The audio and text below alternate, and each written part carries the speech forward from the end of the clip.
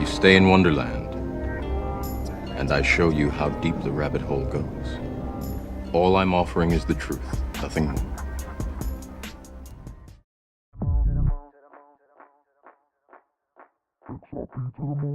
What's up, crypto fam? Welcome to the Extra Bullish Hour with your hosts, the Bagman, Berserker, Uncle Buster, and Fuma Boys.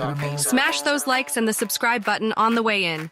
Thanks, fam. Pump it up, pump it, pump it up, pump it up. Gotta pump my bags up, pump it to the moon. Pump my bags up. XRP, pump it to the moon. Pump it up, pump my bags up, pump it up. Now buckle up and let's get bullish. Extra, bullish. Pump it up. XRP to the moon. Get your bags up. Let's go. Welcome to the party. Extra bullish hour. Extra bullish. We got Berserker, Uncle Buster, Fuma Boys Nerdy, GDLT, and our special guest, Steven, in the building. Shout out to everybody in the chat. Let's pump this up. Pump it up. Fuma, you need a spot, bro? Let me spot you. Gotta pump my bags up. Pump it to the moon. Pump my bags up. XRP, pump it to the moon. Pump it up. Pump my bags. Good time. Welcome to the extra bullish hour. We're here every Sunday at 10:05 a.m. PST every Sunday for the extra bullish hour. We got Steven Nerayoff in the building. Appreciate you joining us, Steven. Steven Nerayoff, quick intro for him. He's an internet AI and blockchain pioneer. He's also an attorney, venture capitalist, and holds 45 U.S. international patents, mostly in AI.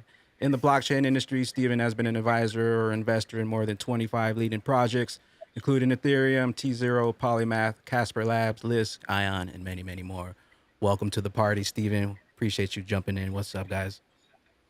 Thank you for having me. Looking forward to it. Yo, Steve, good morning. Good Thanks morning. for having us, bro. We're super excited to bust this wide open and just talk about all the stuff that a lot of people don't like to talk about or don't want to talk about, or because you've been putting so much effort into all the tweets and all the stuff that's coming out, man, about this, and a lot of people just don't want to hear it. They're either in denial or they're complicit. But thanks for coming on today, bro. So when it all started, how'd you really even get into this, man? You became an influential, person in this whole space when it comes to, being one of the, starting members. You were with Charles right in the beginning and all that good stuff. You want to elaborate on that a little bit? Yeah, sure. I mean, I've been in this space since 2010. I mean, I have a tweet here that I don't know, makes people happy or sick, but it was Bitcoin at 30 cents in December of 2010. I was doing the network statistics, so I was like, I knew Charles from BitShares. I knew Vitalik because he was writing Bitcoin magazine, and then when he had a Miami conference where he gave a speech, about Ethereum. He contacted me, and so a guy that used to work for me told him I could fix what they can't fix. And what that meant was they wanted to do a crowd sale, and they were told by, I believe, the SEC and by like a dozen or so law firms, it's an unregistered sale of securities. There's no way around it. You can't do it. And there had been a couple before. Like Ethereum was not the first crowd sale, actually. It was actually the fourth. There were three before that. And those guys, I don't even know if you put an email address. It was like literally no care. You just threw in your Bitcoin and you got their coin back. So they wanted, to me, it looked like they actually wanted to do something properly.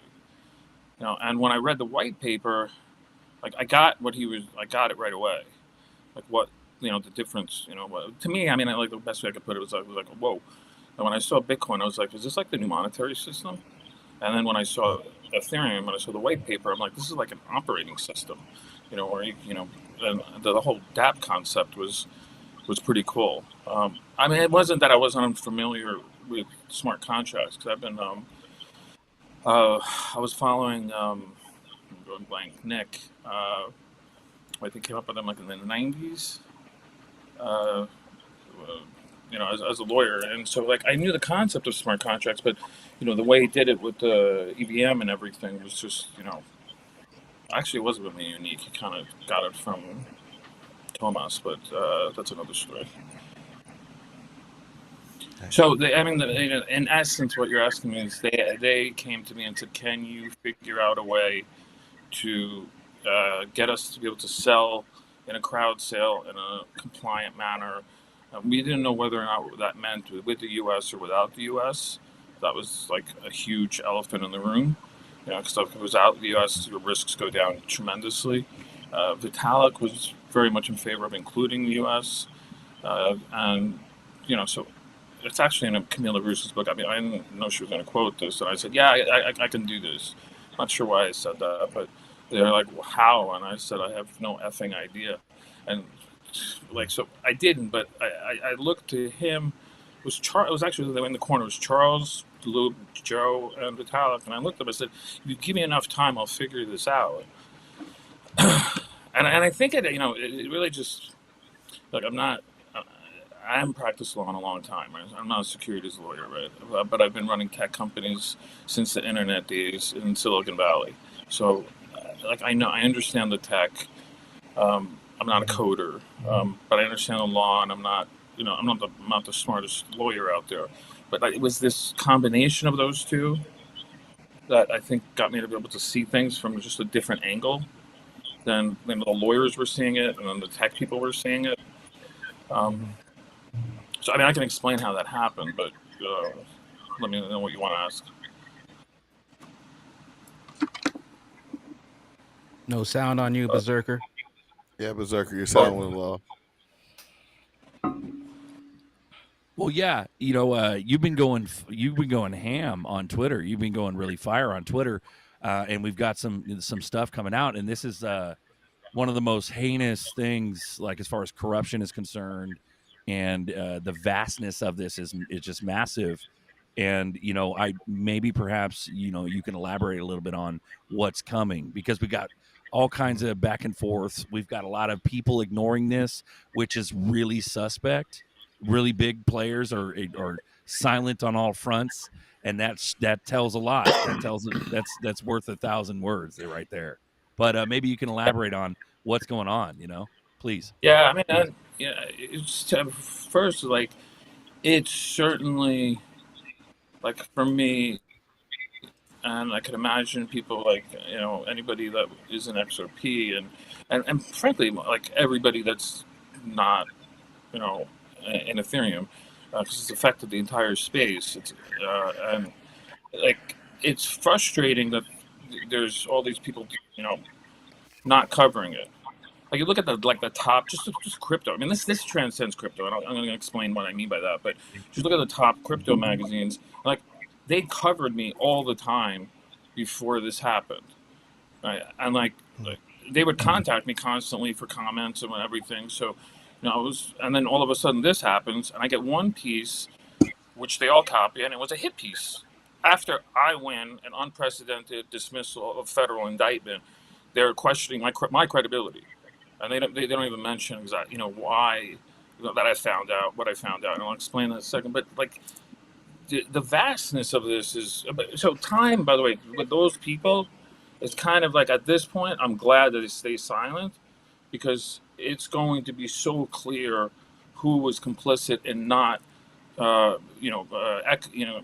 amplifying this news and bringing it out to the public, right? So who was bought and paid for. But the vastness of this is, so I got my case dropped in May or so of last year, and that was 4 years, and so it's been less than a year now. You're really talking about kind of three distinct corruptions, cover-ups, however you want to look at it, right? Each one of those are unprecedented in scope, size, depth, magnitude, and historically. I mean, I think like Watergate's like a joke compared to this. Like this should take on the new name, you know, in Urban Dictionary or whatever. Like it's, I mean, like one of them, I'll give you kind of like the high level is like, just look at my prosecution, right? So that entire thing was fully fabricated. But all right, that sometimes you have like a prosecutor that goes rogue or something. No, we actually found the documents that the SEC, at minimum, okay, there's more, but I'm just going to say what was official. The SEC led the prosecution. That's a civil division, so it's not allowed to lead a criminal prosecution. With the DOJ and the FBI, we found the documentation that they were prosecuting me on the FBI's their documents, that they actually fabricated it. So, because when they showed it to me, I'm like, I've never seen those documents. Those are not my documents. I don't know what you're talking about. And so, like that, just forget crypto for a second. That I talked to. I'm not going to mention my attorney, but everybody knows who this guy is, right? And he's much bigger than crypto. And you guys will hear who it is, but it's like the biggest of the big. And he looked at me and he said, you're like the unicorn I've been looking for my whole career. And I said, why? And he said, and I don't like, I'm not using this word, right? But a few other people have said it. But like this interagency coordination, you're talking about dozens of people all committing criminal acts in order to prosecute me. Like, and at the time, I didn't really know why they were doing this. I had no idea that this was, related to Ethereum or anything of that. And it's kind of like, some people call it the deep state or what, but it's kind of like the first time somebody's actually shown this type of coordination, at the federal level. And it turns out it's not only domestic, it's international, so that's kind of like that. I think when people see, even if you just read my motion to dismiss, which I put out there and it's publicly available, like you read that, you're like, for anybody that's not in maybe like, and that they think is in a free country, they'll realize like, whoa, I don't live in the country that I think I live in. Like that this could actually happen in a country like mine, right? It's like, I don't have the liberties and there's nothing to protect me. I'm just giving you just one example. Even after, so what they didn't count on is they said I extorted this company, which like, they said I extorted $4 million from a company that was holding $500 million of tokens of mine. Like, so like that makes a lot of sense, right? But what they didn't count on was the negotiations that I had. They claimed I extorted them on. It was on Skype video, 2.5 hours. I had the whole thing recorded. Right. So, at one point we finally went in and said, all right, like this is enough. Here's your extortion. And in there, the woman that's claiming I extorted actually yells at me. She says, "We're giving you more than you're asking for. What are you arguing about?" Because there was a delay and I didn't hear her. She thought I was upset. I'm like, so they say they're giving me more than I'm asking for, and you say I extorted them. I think there's a problem here, right? Here's the video. They continue to prosecute me. Like, that's the country we live in. Like, they know they knew I was innocent to begin with, but now, they were freaked out that I had this video. But, like, that should scare anybody. Like, forget about me. I mean, it just scared anybody. Bro, I read up on that extradition bullshit, and they drop charges, too. That speaks volumes when they drop charges. That means they got nothing. Yeah, usually the FBI has a 98% conviction ratio, and either someone turned on you or you turned on somebody. Do you think this was also a thing to get you on their side because they have something for somebody else down the road? Or do you think that because of what they had to focus on you, they were just going after you? So, it's pretty clear. I was the target, and it was because of what I knew. Ironically, I wouldn't have realized what I knew had they not come after me. So whoever made the call to preemptively take me out, like, I don't think they're getting a promotion next year because I probably would have never realized any of this shit. I wouldn't I wasn't paying attention to like what they were doing at that level. But it wasn't only what I knew; it was documentation that I had that could blow this wide open. On the other hand, when they got me, even on my arrest, like, a lot of people like think it's kind of like a movie, but this actually happened. They threw me in a freaking van, like on the floor of a metal van, and they handed me this list of like every OG in the space, and they're like, "All right, just give me information." And they were, it wasn't even illegal information. I'm like looking at him, and he's like, "Give me." They said, "If you don't have anything like criminal, so like, where did they go on vacation? Who's their girlfriend? Where did they trade?" Like literally, these are the words that they said. And I'm like, Can you say the name of that task force for everybody? I know that's a special task force. That had to be a special task force. Yeah. Did they have that task force has a name? There's a number of them, right? So yeah. Sorry. There's a 2014 report that I recommend you guys look at. It came out in the Hinman emails, right? That Empower Oversight got. That should freak people out because it shows you in 2014 the number of task force. It also shows something else, that they were interviewed people from almost every major department, Treasury, SEC, so forth and so on. But the first line that it says is, we interviewed the governors of the Board of the Federal Reserve. It wasn't like personnel. It was like the chairman of the Federal Reserve and the other governors. Like, that's how high a level and serious they took this in 2014. The task force, so the DOJ has its own crypto task force. That's one, right? But then there's another one that Hinman was deeply involved in, and I'm sure my name shows up a lot in that one, and that was the one at Treasury. I think it's like FOSC or FSOC, something like that. That, I think, is like where the mothership is, because it's actually physically the meetings were held in the Treasury building. So, like, I mean, if you go to the top level of, it's like Treasury, then Federal Reserve, and then God, right? Like, that's, well, I don't know, maybe God. It's not maybe Federal Reserve, right? Like, whatever. I don't know. Powell would have something to say about that. But, that's where this was being directed from, in my opinion. But it was definitely being pushed by the SEC. And the interesting thing is the people, I can get into this, but the people and the timing is what makes it clear why they were targeting me, because it was literally the same exact people, and I'm so thankful to the XRP Army for doing all this research, because it really helped me put the pieces together, and then I had stuff that nobody else had.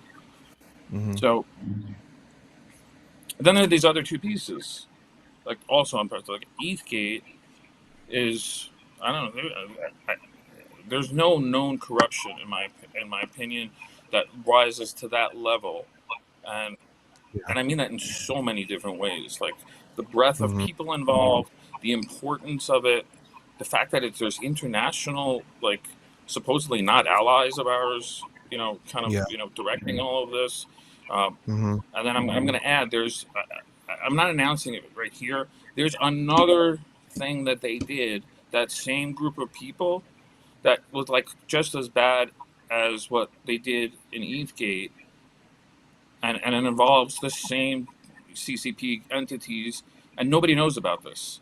But for some reason, it's like kind of weird, because I was instrumental in that one too, as much as I was in Ethereum. I'm like Crypto Waldo here, like I show up everywhere. So they had they had two reasons to take me down. Yeah. Again, neither one of which I would have known about.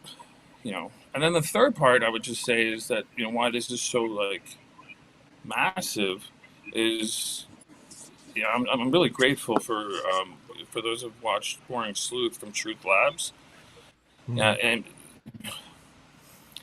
being around the space as long as I have, I'm not even gonna talk about the influencers, but the sleuths out there, like most of those dudes are on the payroll, or they're directly or indirectly, they're benefiting from, circle going around and around, right? And this is like the one guy that's actually honest. Like, he's got no skin in the game. Neither do I, by the way. This only hurts me, like doing what I'm doing, right? It's and we were putting our lives on the line, and all of us, and he's gone through, and so like, if I close the coffin, he kind of puts the nail in it, like, because it's on-chain data, and so like when I say like, I knew the ICO I didn't know at the time, but like looking back, I realized what had happened. It's a longer story, but you can just kind of like cut right through that because Boring like's got the on-chain data, and you like see Joe's wallet doing, guess what, splitting up into hundreds of other wallets, right, and like going into the ICO, the ETH ICO, rinse, wash, and repeat. And the weird thing is, like, almost the whole 42 days, me and this dude were sitting in the same office, like, and this was going on. I kind of should have picked up on it. At one time, he said, "I wonder if something's going to come in soon, like a big one." And then, like 5 minutes later, this like big buy came in. I was like, "Whoa!" Like, how do you figure that out? I'm like, but So it was also seemed to be very programmed. It sounds to me like they were washing money. Like either they were washing it for somebody or somebody was in there washing money. So that was really that's a classic cook. I'm sorry, that's a classic cook. Yeah, it's kind of cool because not cool, but like this was clearly set up to be. This was not like where people think, all right, there's this platform and there's this cool kid or weird kid or whatever the fuck you want to call it, Vitalik, doing his thing, and then they got corrupted. No, that's not what happened. Like this was clearly, prearranged and set up from day one. Right. So, and I think you're right, Puma, that the initial intent was to wash a lot of Bitcoin. Yeah. But there was this secondary intent now that I'm looking back and I understand, I can see it in a different perspective. This was, in my opinion, there was three purposes behind this. That was one. Purpose number two was to use this as the greatest fraud machine ever known to mankind. And like, I apologize to the world for because Joe was like right there. I know he talks about like I did the legal shit. Like you didn't know, like I've seen him write a legal document. It was like in crayon. But I taught these guys when he's damn near retarded. He's a damn sociopath. That guy. I don't like that guy at all. Man. This is I think I'm being. You're watching Joe Lubin. You eat crayons. Can I slow this down for all us? Can I slow this down for all of us C+ students? And if I say something wrong, correct me.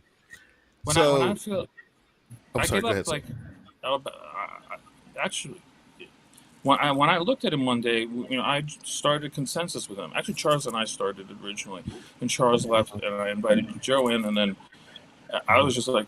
Exactly. I looked at him one day and I'm like, this guy's like a sociopath. And, I had upwards of potentially half of consensus. I didn't care. I'm just like, just take it, go. I'm like, I don't want it. That was almost close to 1 million ETH. And I never once regretted it at any point. When ETH was at 4,000, none of this was happening. Like, I didn't care. It was like, I knew I did what the right thing. Now I'm like grateful because like my hands are so clean. I spent hundreds of thousands of dollars. Those three things. But it sounds like me when ETH was originally set up, they probably had some backers that said, "Hey, we got this kid over here. We can help him with the tech, do the setup, but you're going to cut us this on a pre-coin." I'm speaking because you probably can't talk about it like this. So if I'm wrong, just say stop, and I'm cool with it. So they had some backers. They started the coin out. They said, "Hey, here's our pre-sales or pre-ICO," and they push those out. Then you got the code that goes out, and everyone start mining, and you're seeing the wallets flip and big pumps coming in. But it's like, who's bringing this in? You already did your pre-ICO, but the coin's already out. But then now big chunks of cash are coming in. Is that did I miss something there? Yeah, there clearly were major backers behind this, right? So that entity that's very tied in Wensheng, and I apologies to my Chinese friends that they keep telling me I mispronounce it, and I try, I really do. They like we have them like real clear. There's like these groups, right? And Boring can explain it better, but I knew that they were around, because like I knew, I did work and I knew with it. I never had a problem. I liked these guys. It was Bo Shen from Penbushi and the hash key guys. Right? I had no idea that they were associated with anything, nor do I have any reason to believe that those guys ever did anything wrong. I mean, other than their subsidiaries or whatever, right? But like, I'm not, Bo still follows me on X, and he was a nice guy, and I didn't see anything wrong there. But when you look at the parent company and you see the wallet, it's clear that that's one big chunk. And then there's another chunk that's really clear that that's Joe. And Joe has been on the record and saying he's never been close to even 0.5%. And they're saying, he never owned more than 0.5%. I'm like, that's not what he said. He said, I've never been close to 0.5%. And so if you own 40%, you're not close to 0.5%, right? yeah, he told the truth. Easy. He's playing with words. That's what he's doing. He's playing with words because I will say that's true because I have how much he got as a contributor, for his effort, and it was significantly less than 0.5%.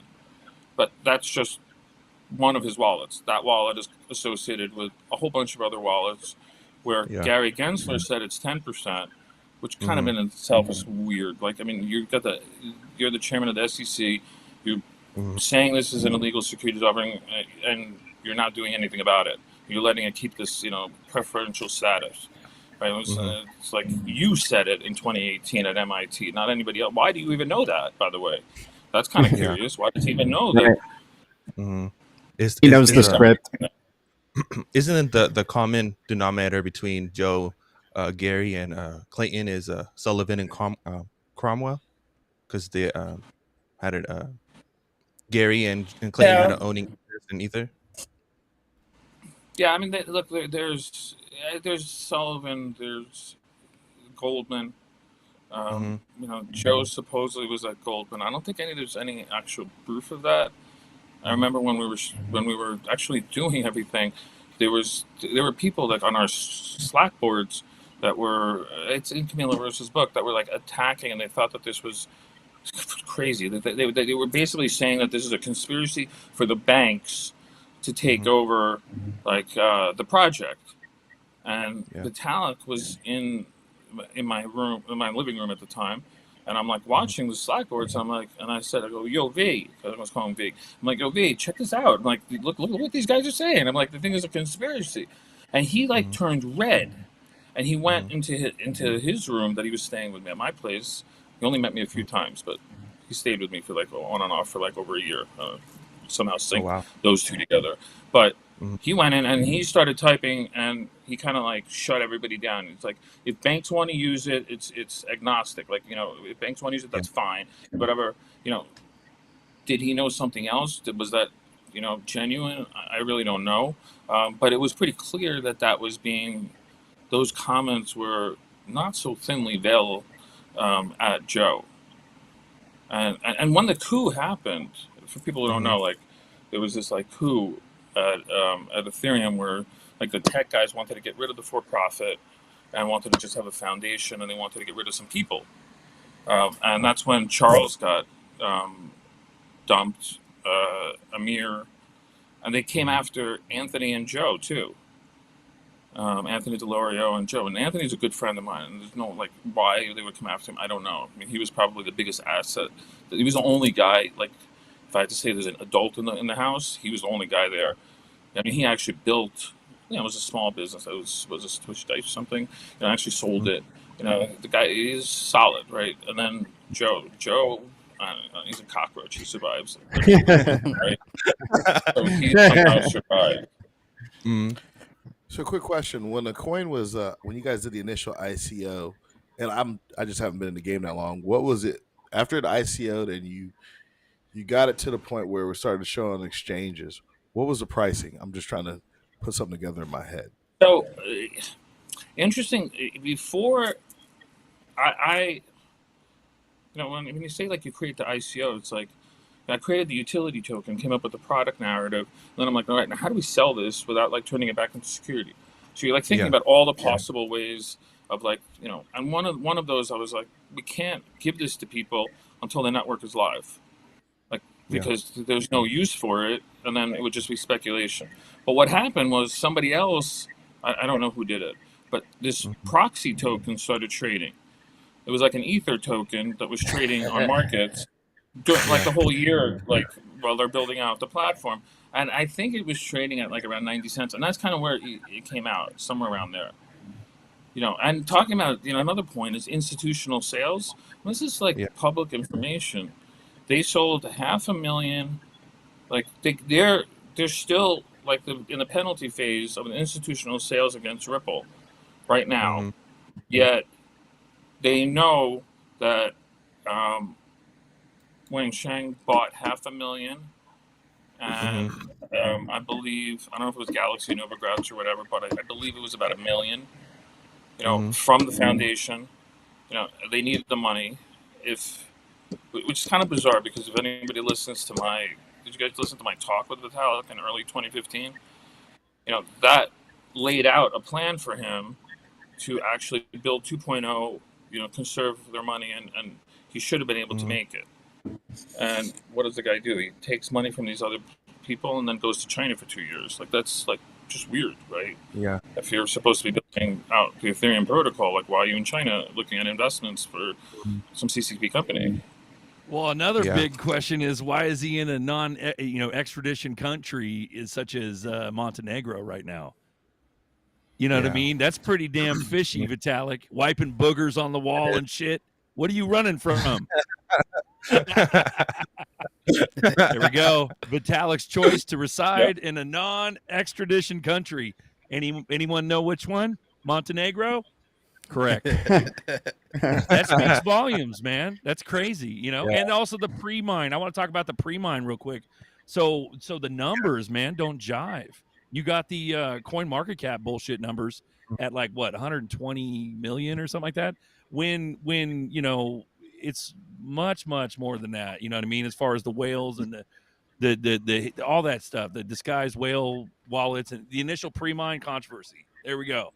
Which Vitalik claimed was only a minimal amount, turned out to be significantly larger than promised, and was predominantly acquired by a few whales, notably the CCP.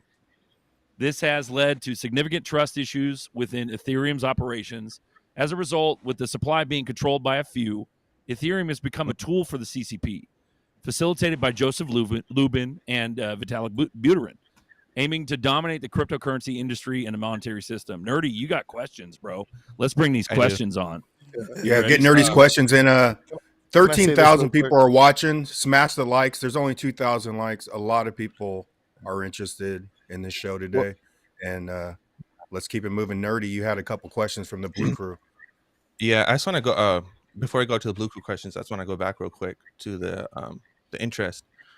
So, could you elaborate more on the relationship between Bill Hinman, Jay Clayton, Perkins Coie, Alibaba, and who else was there?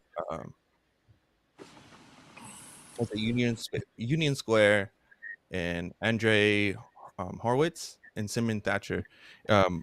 Is there a lot of connections between those? Well, I mean, the technical. So I mean, the Alibaba, I think, is supposedly where Clayton and Hinman met, years earlier, right? But when you're talking about A16, that's when it actually came out. Was when digital asset investor dropped that video of Lowell Ness, who I know super well, at Perkins Coie, and he's talking about this decentralization narrative, which is, I'm not saying anything about Lowell, but like it has like really just kind of no basis in law, right? And it was supposedly an expansion of my utility token argument. But the question, like the relationship, I mean, well, first of all, it's like, I don't like why does Clayton know A16? A16 is obviously huge, right? And I have nothing to say about A16. I have no Chris Dixon, I think may have been at that meeting, and I don't know Chris. He seems always like a professional, and I have respect for that venture fund. And I can't even say anything about Perkins, but what I can say is, why the hell is the chairman of the Securities and Exchange Commission asking like a hedge fund, a venture fund, to ask their counsel how we should regulate crypto, assets. Like that's just like bizarre. Like nobody's like really kind of question like why are you're the regulator. I mean, so I mean, like, I don't know why. Like, they should ask Stu, like, how he wants to handle the case against them. Like, why not? I mean, it's just kind of like a weird thing. Gary, got where are you, Gary? Gary sounds very nothing. I want to go to the questions. So, first question is, could you elaborate more on your time at MIT? Me? Yeah. No, I wasn't at MIT. On MIT. But I mean, there was a lot of other stuff going on there. I mean, there was, there were in 2018. I mean, if you look, there's when Shang is involved, Carrie's over there. There's just a lot of stuff going on, and there's a lot of like I can't put MIT down, right? I mean, no. Any of these stuff, by the way, like you can't look at the institution, like Goldman, Clayton, Simpson, like there's factions. It doesn't mean like it's a whole institution, but I'm friends with Silvio McCallie, right? And to me, Silvio's the GOAT, right? Like of the whole space, right? Like half the stuff that we're doing, like in the crypto on the cryptography side is like that dude like created, and I think he's the head of the department at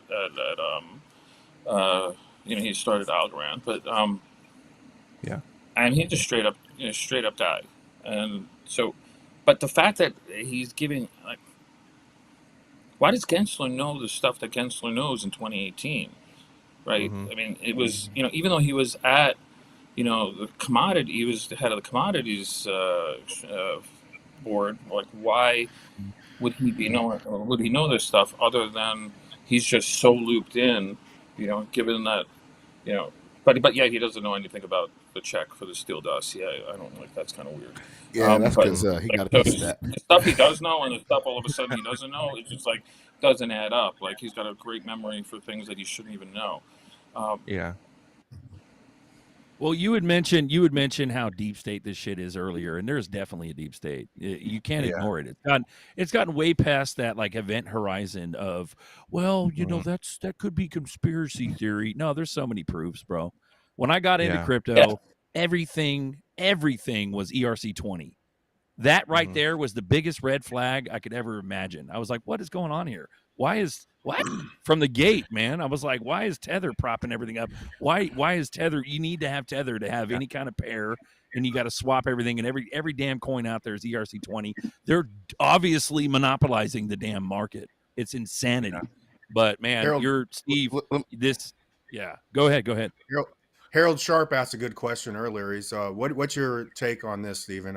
Is Ethereum going to go down as a result of these revelations, or will it be ignored and Ethereum prospers?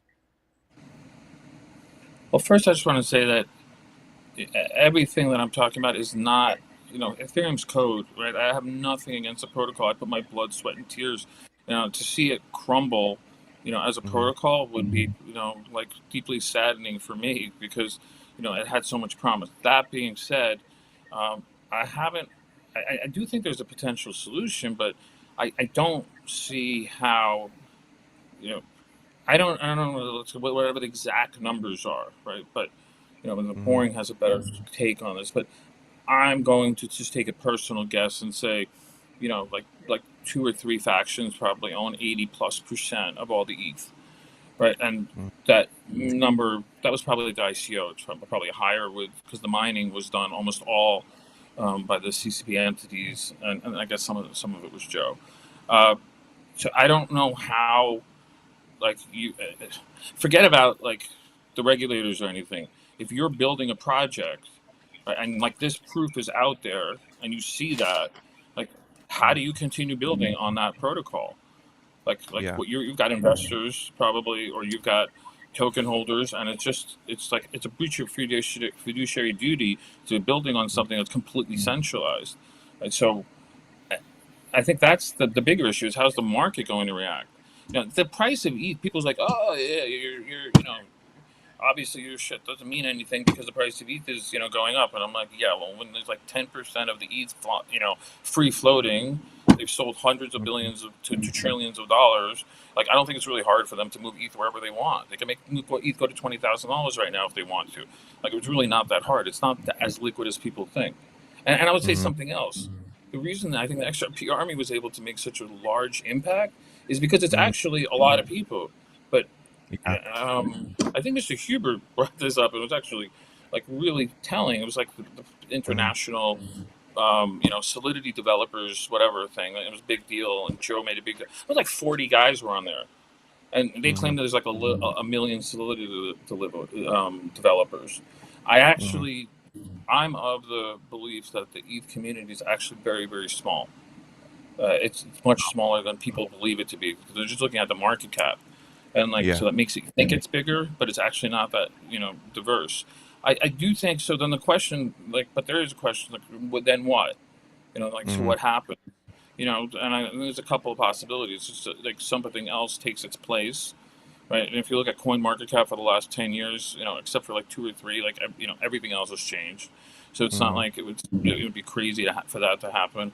But then you have another possibility, and we haven't checked in terms of how centralized it is, but I can't imagine it's anything close to Ethereum. Is the actual real Ethereum, which is Ethereum Classic. That could actually come in and take over its place, and there's they have, I don't know if it's called a foundation or what, but there's a wonderful person named Bob Somerville who's taken that project and really helped guide it in a way that he's not controlling it like Vitalik or anything, but he's a smart dude. He's been around a long time, and he's doing great things with that project. So that's another option. Nice. Is it safe to say that the market is pretty much rigged right now? I would say that manipulated people. Well, yeah, I mean, most of the fraud, most of what's happened in crypto, it pains me to say that because I have defended crypto for so long, and now I see the reality. Most of what's happened in crypto has been fraud.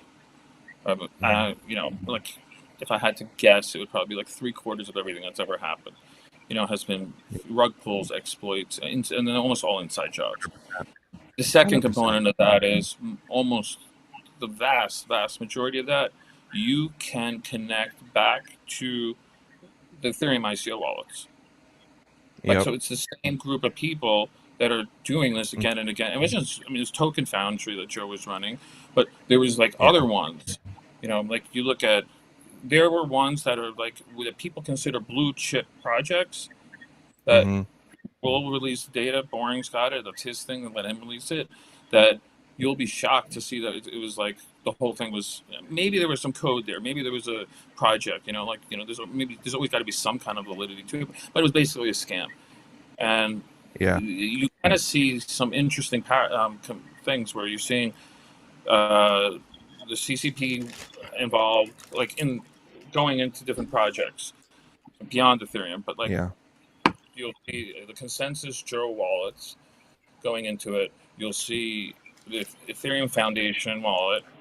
You'll see Mr. I Can't Stand ICO Vitalik Buterin investing in all of this himself, and then you'll see the CCP entity. They kind of all act as one,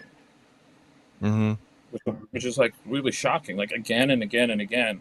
They're just acting as if they're one entity. I don't know. I'm not saying that they are one entity, but they certainly are acting in concert with each other. Yeah. So Steve, sorry, go ahead. Real quick from Bob Shaw. He says, "What's your opinion on why they went after Ripple and XRP, and what's your thoughts on why they're giving favoritism towards Bitcoin and ETH and suppressing XRP and XRP Ledger?" So, I mean, if you look at the quorum that was at JP Morgan, which they sent over to Consensus to put on Ethereum, so it looks like it's decentralized, but if what's your end goal? I don't think the fraud was the washing the money at the ICO was one thing. Fraud, which I think could be a number with a trillion in it. That has been fraudulently. Don't look at the market cap, right? It's if a $10 billion IPO and then you wipe that out and you replace it with another one, the market cap doesn't change, but you just took $10 million and fleeced the public, right? So that's two. what's your ultimate goal here, right? Like, and Mhm. it appears pretty clear. It was obviously to have a control over the monetary system, and Yeah. kind of a step to that is you need to have control over cross-border payments, right? And Yep. so, who like, and you can go back on YouTube and see me, I knew Chris and the team, and I'm even in my talk with Vitalik, I'm like, you got to start, operating more like Chris and that team. I talk about Ripple in there, and that's 2015, and in 2014, I'm talking about them using them as like, the gold standard. And Yeah. my opinion is that there was no way these guys were going to catch Ripple. Yeah, so you had to, it's illegal block and tackling and like, just fouling, like paying off the refs and basically, rigging the game as much as you can to try to slow them down. And Yeah. I don't think it actually, it ended up, I don't think it's worked. Like, so that's the good news. Well, When, Steve, can you talk about the DApps that you suggested to V? You call it Vitalik. You call him. So, can you talk about that? How he ignored your suggestions with the longevity of Ethereum, and then maybe also talk about him trying to delete on-chain data, like hiding stuff. You know what I mean? You want to do that? Yeah, no, I mean, like coming up with the utility token was, I spent like a long time like thinking about this, and all of a sudden it hit me like, I'd go to another time, but like basically I said like this is like kind of like a product, and like think about gas for technical purposes, but like gas like or a stamp or and it's something that you need that has utility, and that's when I actually used the word functionality at the time, and then utility got used later on, but the main purpose of the ether was not to send it; it was to fuel decentralized applications, right? And so that's like really what I was thinking, right? This fuel for the decentralized applications, and so all of our conversations in building this and the excitement around Ethereum was dApps. It was not Ethereum, the protocol, right? It was like the EVM or anything. Those were just like to fuel them. But the point is to actually have dApps. And that's what he kept saying that he was excited about doing. So what I was telling him is I said, go 1.0 low maintenance. He and Gavin would, and I don't think Gavin has any, uh, fault in this at all. Gavin's the only one that he pulled a rabbit out of the hat in getting 1.0 even to work. But it was a rickety machine, and we knew it didn't scale. It was a proof of concept, basically. And I said, you still have enough money. You can get 2.0 out in 2016, which you publicly have stated you're going to do. And 2.0, most people don't realize, was supposed to scale at layer 1. These layer 2s are all nice, like because they make more money, right? Like, but like there was no layer 2s. They were planning on scaling at a layer 1, and he ended up. And I told him, I said, like, the reason you're doing this is you want to have like utility, like kind of like coming up with a utility token and the ICO. Like, I guess I'm partly to blame for this, but like, it's turned this whole industry into a freaking casino. Like that was such a secondary component. This was like, it's like I said this. It's like you invent electricity, and instead of doing like going out and creating the industrial revolution, you just sit around and trade electricity all day long. Not forget about like steam engines and like improving society. Well, dApps, and what crypto can power is in the long term going to be bigger for society than probably electricity, or on that magnitude. And so he was very much in agreement, supposedly, except he didn't. And then instead of doing 2.0, he left for China for 2 years. And by the time he came back, they really never made an effort to do 2.0. Then they started with these L2s, and now all of that is great if you're a holder of Ether. So if you own 80 or 90% of the ETH, they're so proud that it's the first, enterprise to get to 10 billion in revenue. Revenue is gas fees, right? And who are the shareholders? The ETH holders, right? I mean, so like, that's great. I mean, you're, but like, did you accomplish anything other than sending ETH back and forth and spinning up ICOs that aren't doing anything? And when a DEX is the only true dApp out there, you got a problem, right? And so it just went against everything that they said. So it G, sounds bro, you got anything for Steve, bro? I know G's got all kind of stuff. No, I mean, I feel Steve. like it's more of a conspiratorial thing, but with this whole Ethgate thing and how it's been going down and how deep the rabbit hole really goes with the corruption, I feel like it's getting purposely to target XRPL and XRP to delay the adoption of this as much as possible for maybe the banks or whatever to accumulate as much as they can in the sub-dollar ranges or even at discounts. Is it possible that with this Ethgate and also with Ethgate scandal, it's like, is it just trying to like slow down XRPL adoption to harmonize with ISO 222 adoption, which is considered to happen in 2025? What do we think? Well, I mean, why would they go after? You know, it's funny because Charles, I love, I don't know, there's this XRP Charles thing, right? And like, I know both sides, right? And he's like, it doesn't make sense. They're not even a smart contracts platform. And I'm like, well, okay, fine, maybe, but like they've got some other functionality, but like, maybe that's not what they were, targeting. And I don't think it is what they were targeting. I think it's more what you're talking about, the cross-border payments, and then which eventually, if you look at, it's not conspiratorial. It's kind of like logical. If you can become the mechanism that one CBDC, let's say, becomes another CBDC, you have to go through XRP or ETH, let's say, or something that ETH spins out. That starts at some point that just becomes a reserve currency. Like, you don't need anything else. Like, if you have to go through it, it's like. So I don't think it's conspiratorial. I mean, like, you see JP Morgan moving Quorum over there, and the fact that they're not a smart contract platform, I think actually even more like clear than why are they targeting them? Why didn't they go after one of the smart, ones that are smart contracts? But again, if you're not spinning out any dApps, like, what are you worried about that is a smart contracts platform? Well, I would like to say the But whole I will market tell you today what's is not conspiratorial. What? Go ahead. I was going to say, like, the whole market today is basically based off the Hinman email. Right. Based off what? The whole market today is basically based off of the Hinman email.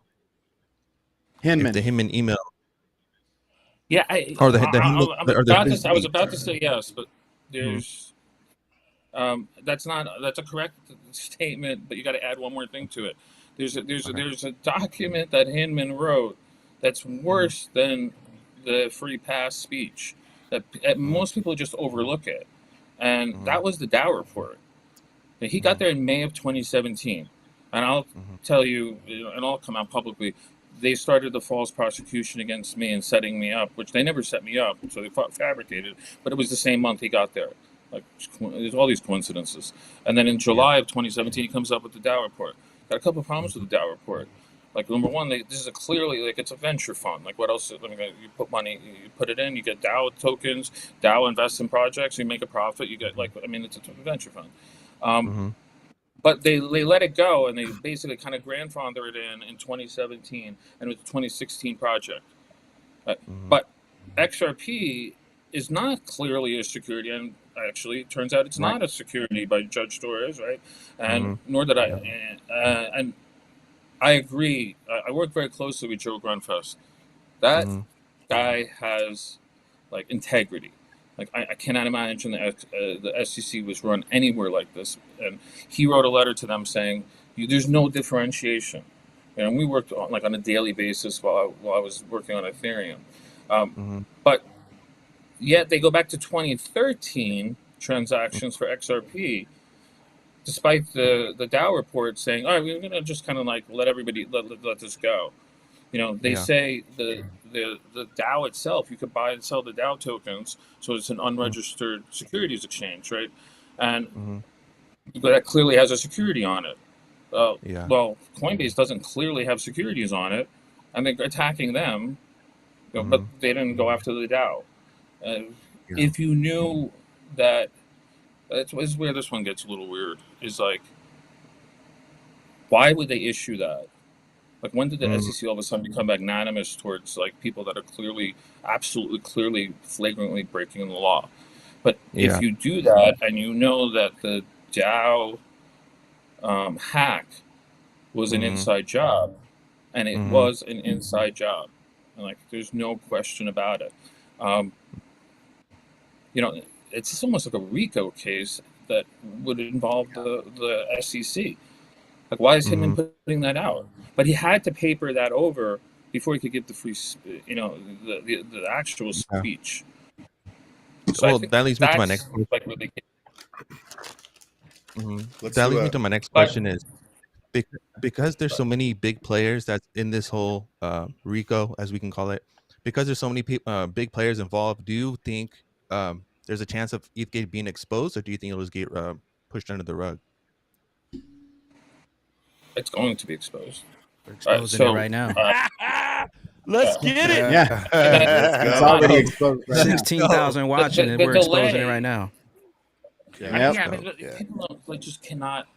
It's so hard to put your hands around how vast all of this is, and we're just trying to uncover this. And I'm putting together thousands of documents that I have. And then I find out, like I put in a Privacy Act request, which is different than a FOIA request. But that means that like if there's anything that personally identifies you, they have to give it to you.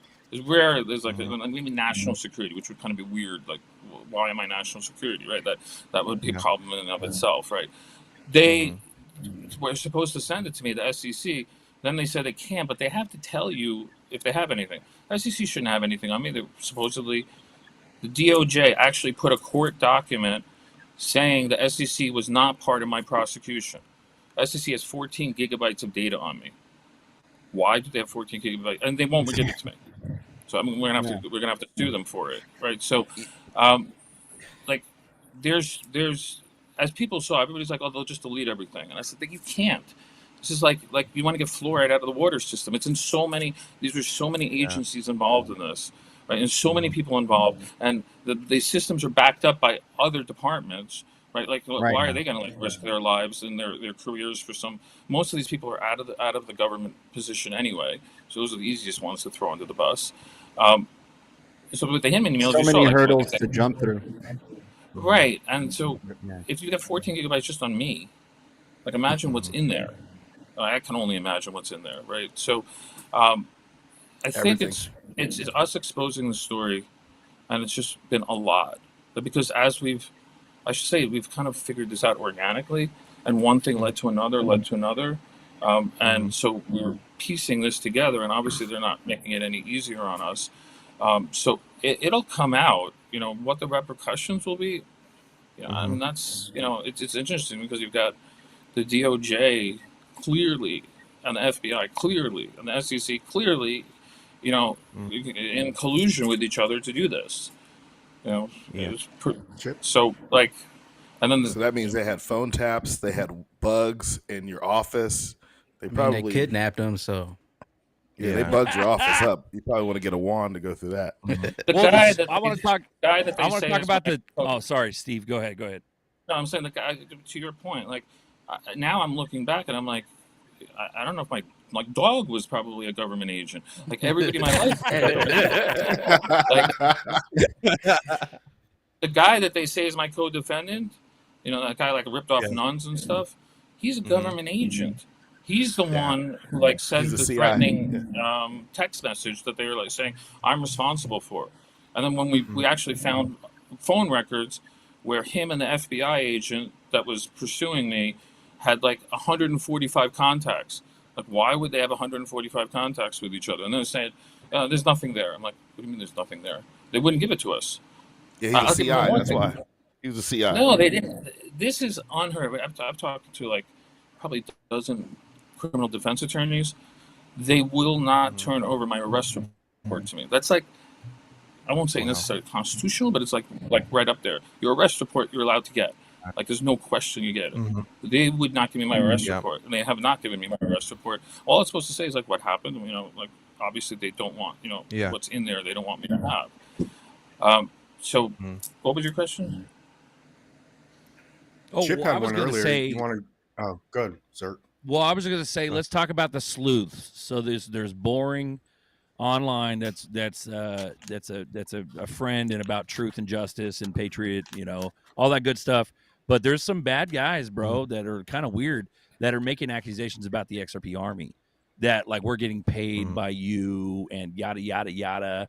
I'll tell this right now, just this fact, we're not getting a dime from you or anything. We want to get to the bottom of this. I want to know why Justin Bieber was pushing several $1 million Bored Ape Yacht Club fucking NFTs. You know, like I want to know why they pushed it so much, you know, and I can't wait for all this to blast out. And the good sleuths like Boring and you and all the good people with all this stuff about to blast out, man. The XRP army don't want a dime. We're not in it. There's no conspiracy theory. We're not here for money. We're not trying to swindle or push your narrative. No, we're looking for truth because we've seen a manipulated market since day one. And this is absolute asinine behavior. Exactly. And so the sleuths out there, and I'll name them, scams, watch it, bro. We're all good people, bro. There's nothing wrong with us. So, and I think Steve is doing this, and he doesn't have to do this, but he's doing it because he knows the truth needs to come out, and that's my take on it. Sorry, go ahead. Well, I mean, look, I've dropped like enough receipts to show that I'm real. I've dropped receipts to show that I turned down my ether, and I said this was like, you know, a gift to the, you know, to the project. You know, there was I left consensus. You know, it was like, you know, this is costing me in every aspect of my life. They destroyed every aspect of my life, really. You know, I mean, everything. And I have stuff that's sitting, and people are asking me about, like, I have like a huge project that I'm going to be announcing, and I've been waiting for all this stuff to come out because I don't want anybody to say I'm doing this in any way to profit myself. Right, you know, and I've had a lot of opportunity. A lot of people have offered me to do, you know, we endorse this. I said, no, I'm not endorsing anything. I don't care what you want to offer me. I'm like, my integrity is the one thing that I have that they can't take from me, and that I'm the only one who can give that away, and I'm not going to give that away. You know, so you know, who's got a vested interest in it? And the XRP community, I was actually trying to warn you guys in 21. Hubert found it. Because when I came out, people actually thought I was an agent of Joe Lubin. Like, that's like weird. Wow. Right? I mean, that's why I did the show with Deaton. Because Deaton said to me, he's like, you know, well, you know, but still, even if you're a good guy, you made, you know, a ton of money. You must have made $1 billion off of it. I said, actually, I spent money and I turned everything down. And he said, and Deaton literally goes, bullshit. And I said, all right, just give me like 15 minutes. I'll send you an email. And I sent him everything, and he says, are you, and I used like other words, but he's like, are you kidding me? Like, are you kidding me? You like literally really, you invented this stuff and then you turned all of it down? And I said, yeah, I just didn't, you know, I had my reasons why I didn't want to. And like, if you want to make money in this space, like, there's no reason you need to do it, you know, illegally. It's like, there's so much money to be made. If these guys had actually just, here's the crazy thing, if they had actually just done this legitimately, they would have made a lot more money, you know, than, because they did have pole position, right? So I think the XRP community, you know what I loved about it, is that when the rulings came down and it was clear that the case was pretty much won, like, they didn't miss a freaking beat. They were just as, like, the next morning they got up and they're like doing more research and it was like, because that's why, like, people like Warren and myself were like, this, first of all, it's like the most non-toxic community I've found in crypto by far. Like, and it's principled. I'm like, it wasn't about, you know, is XRP, like, it's at 50 cents. Okay, we don't care. Like, it should have been at $5 right now, or $10, whatever, but we don't care. We just want a level playing field. And like, so that shows a lot, which is, you know, you just don't find that much in crypto, and probably in society even. Yeah. Do you think the guys you were working with, maybe they got into space, they're trying to do the right thing, and some outside entities approach them and pull them into a different direction, utilizing different tools? If you think back, like, hey, we all started off on a good foot, and then all of a sudden you pivoted. Yeah, well, I think so like if you talk about like the original Ethereum guys, yes, right, you know, there's like, it was a small team. Even when you call the core devs, it was a few dozen people. Right? Like everybody knew each other, and everybody was working together. I think there's three camps. I think there's one camp of people that this was their intent from day one. Right, like I don't think they got that. They didn't get corrupted, right? Like they were the corruptors, right? So there's that group, and when you look, I mean, the reason you look at it from a factual standpoint, if the whole ICO was not just concentrated, bought up by two groups, right? It was programmatically coded. It was. I'll give you an example. All of a sudden, Boring showed it to me. All of a sudden, you'll see 126 transactions coming in from different addresses on the same second, literally the same second. I mean, that's coded, right? And they're going into these two groups. So I mean, these groups are coordinating efforts, right? So the whole thing was planned out. Then you've got the second group of people that stepped into who's that? John Grisham's book, the Firm. Remember that? It was that lawyer from Harvard that was had a great intention, and he was all excited, and he went to this great law firm, and then all of a sudden he realized, oh shit, these are are the law firm for the mob, right? And I think there's that group.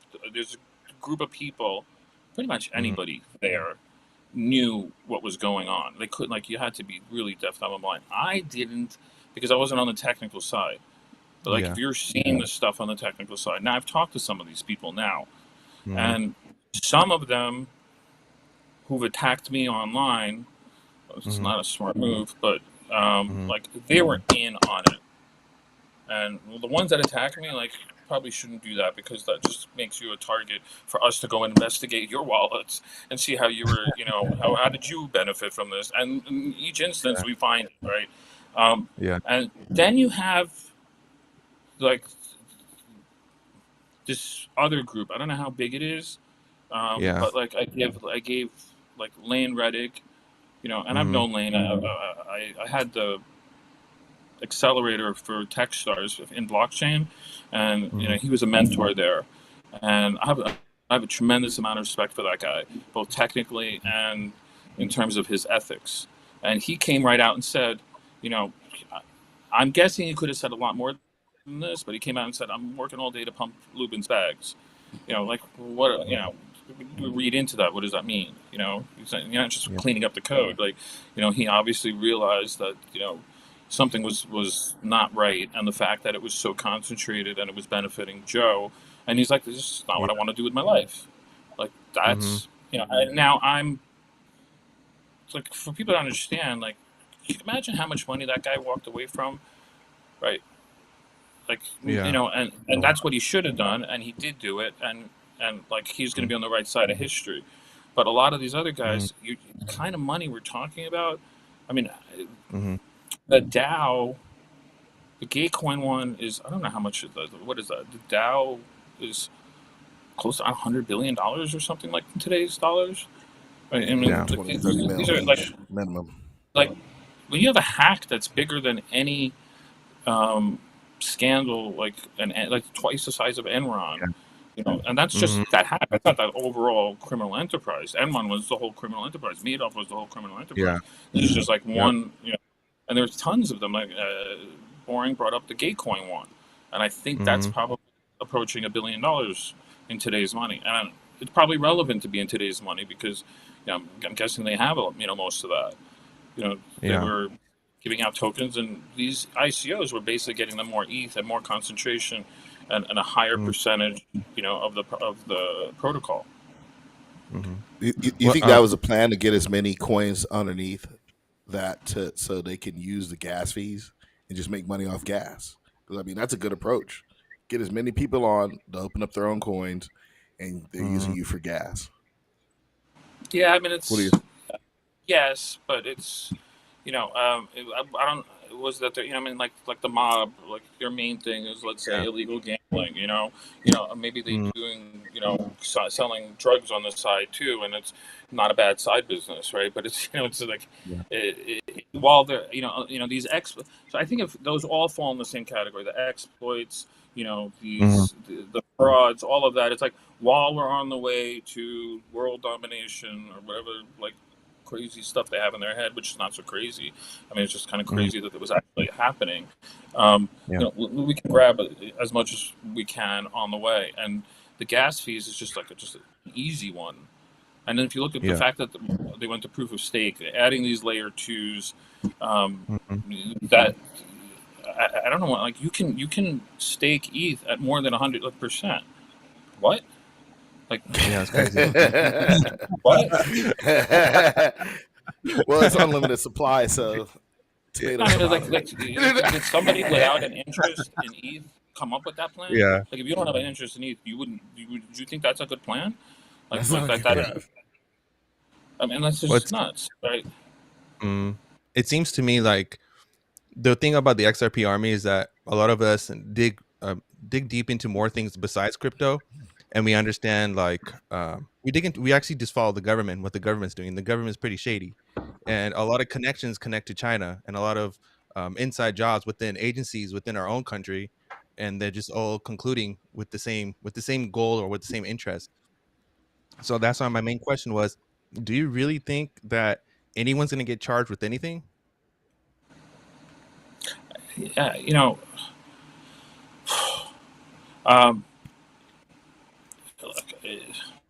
it's interesting because you've got the departments that would be in charge of making those decisions, or their hands are dirty in this, right? So people think they can't, but I think the magnitude of data like just simply cannot be ignored. And then when you throw in a foreign power, like, well, what's that all about, right? Like, why are they just like, for an example, one of the reasons why I think this can't be ignored is that you've got this CCP connected or whatever, clearly connected entity, and they're favoring them on Ethereum, but then go further, Prometheum. Right, so I helped architect a Tzero, and I created the first security token. Right, and we went through years of crap with the same people, Valerie and S, and all of these same people in the same division. They wouldn't give us a license, but this Prometheum, it's this magic bullet license to go do anything they want.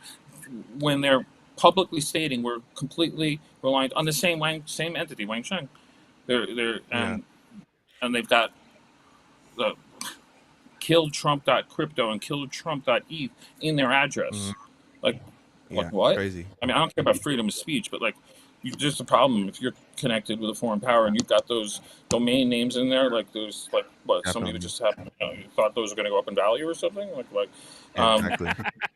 That's crazy.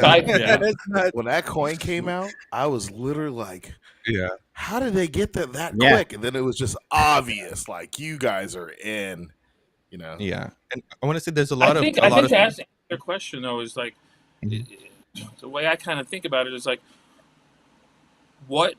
who can they throw under the bus, minimally?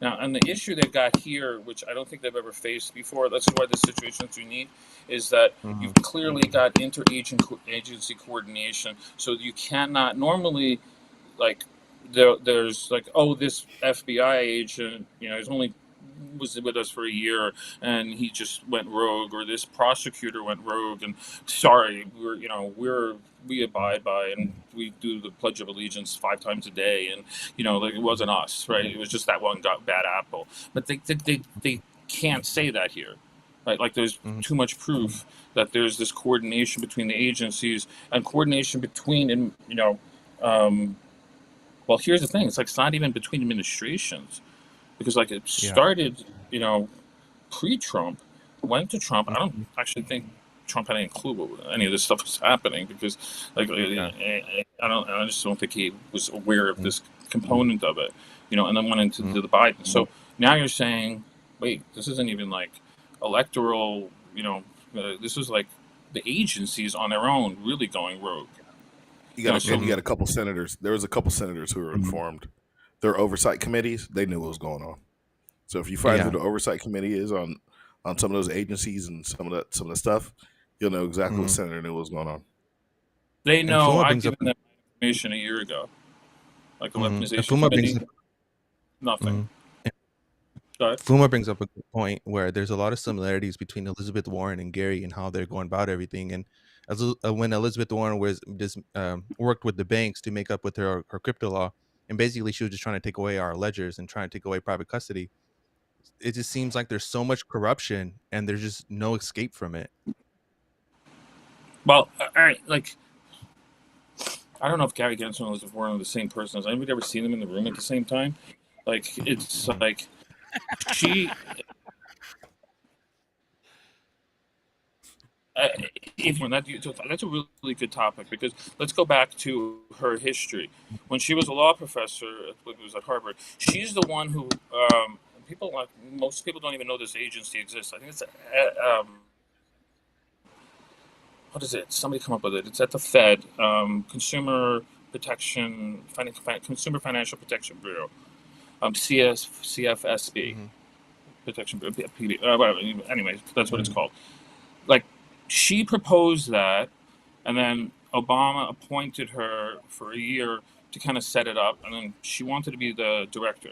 Like, people don't understand what that that's like the most powerful agency in the country, and it's really not connected to the government. It's got one director. There's no board of directors like other agencies, appointed for I don't know how many years, and it reports to the chairman of the Federal Reserve, and it has authority. This kind of relates to what we're talking about, so I'm bringing it up.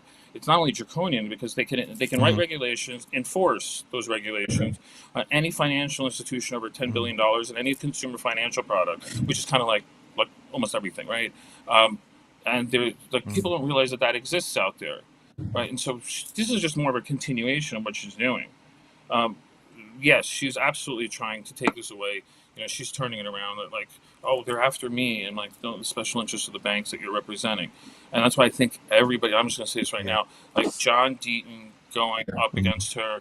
If you're a Massachusetts citizen, like, I mean, I've looked into what she's done. Like, how could you be happy with what she's done for your state? Right. And, you know, if you're, because she focuses all of her attention on these international issues. You know, but so I think that everybody should be supporting Deaton, and everybody in this community should be donating, whether or not you're in Massachusetts or not, you know, because she's doing damage to that state, and she's doing damage to the whole country, and Deaton has a plan to fix that. You know, but on the regulation front, you know, I think we need to get our act together, like the bodies that we have supposedly represent. Yeah, there you go. John's my attorney. I'm not saying this, you know, because of that, but I picked him because of that. Actually, he's like, he knows his stuff, not just in crypto. This guy didn't make a penny. Came in and represented all the XRP holders, and he's really smart, and he's running for the right reasons. Yeah. So I just want to let the people know. Shout out. What's that? Like, I just want to say, like, yeah, I mean, as tough as it is, it seems like even though there's no hope, when John Deaton comes in and we got XRP declared as not a security and all this stuff, it just seems like it's the people have to come together in order to make the change. We can't just like let the corruption go on for as long as we can. The more we talk about it, the more that we expose it, and the more that we just try to actually do something about it. I mean, that's the only way I can see this going.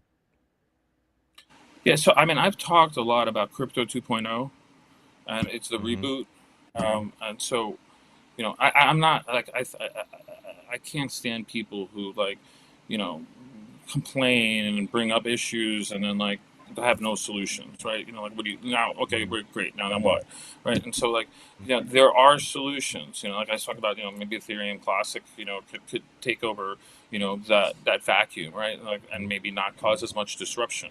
Because you don't want as much disruption as possible, but you do need a reboot of the industry, and you need regulation. Like, we shouldn't be afraid of regulations. We should want regulations. Warren Davidson put the Token Taxonomy Act, which is largely based on my work, in 2019, and he really tried hard, but that thing just got like, and the reason why because it was a safe harbor provision to say your utility token. right? And so why would you not want that regulation in? You know, unless you have some other reason for it.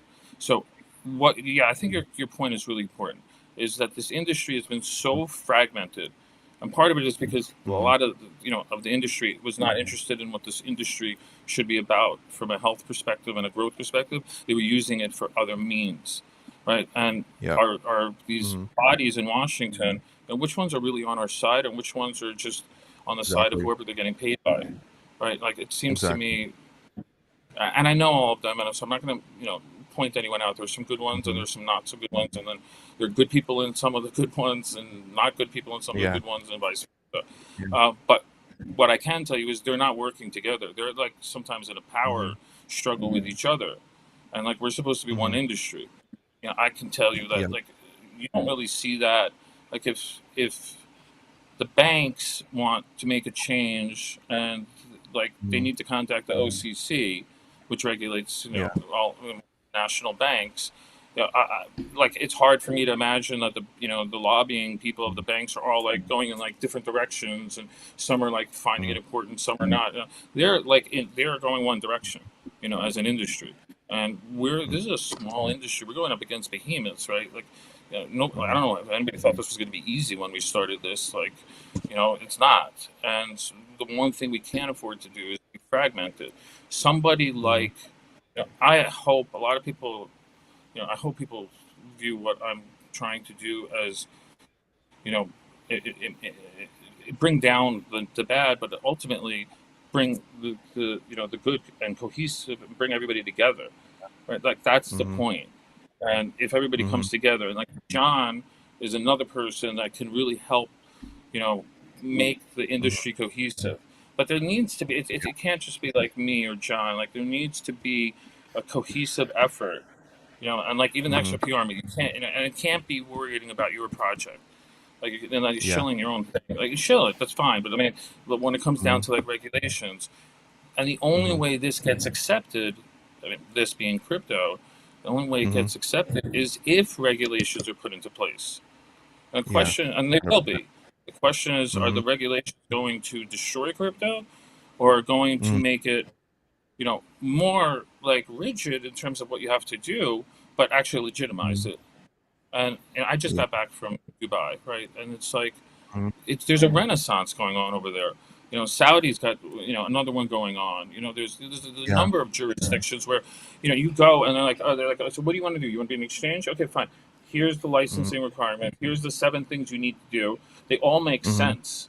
Like they're logical. Like, and here's your fee, and go ahead. When you come back, you show them what you've got. They review it. They're, it's not a crony thing. It's like you're not paying anybody off. It's like a legitimate thing.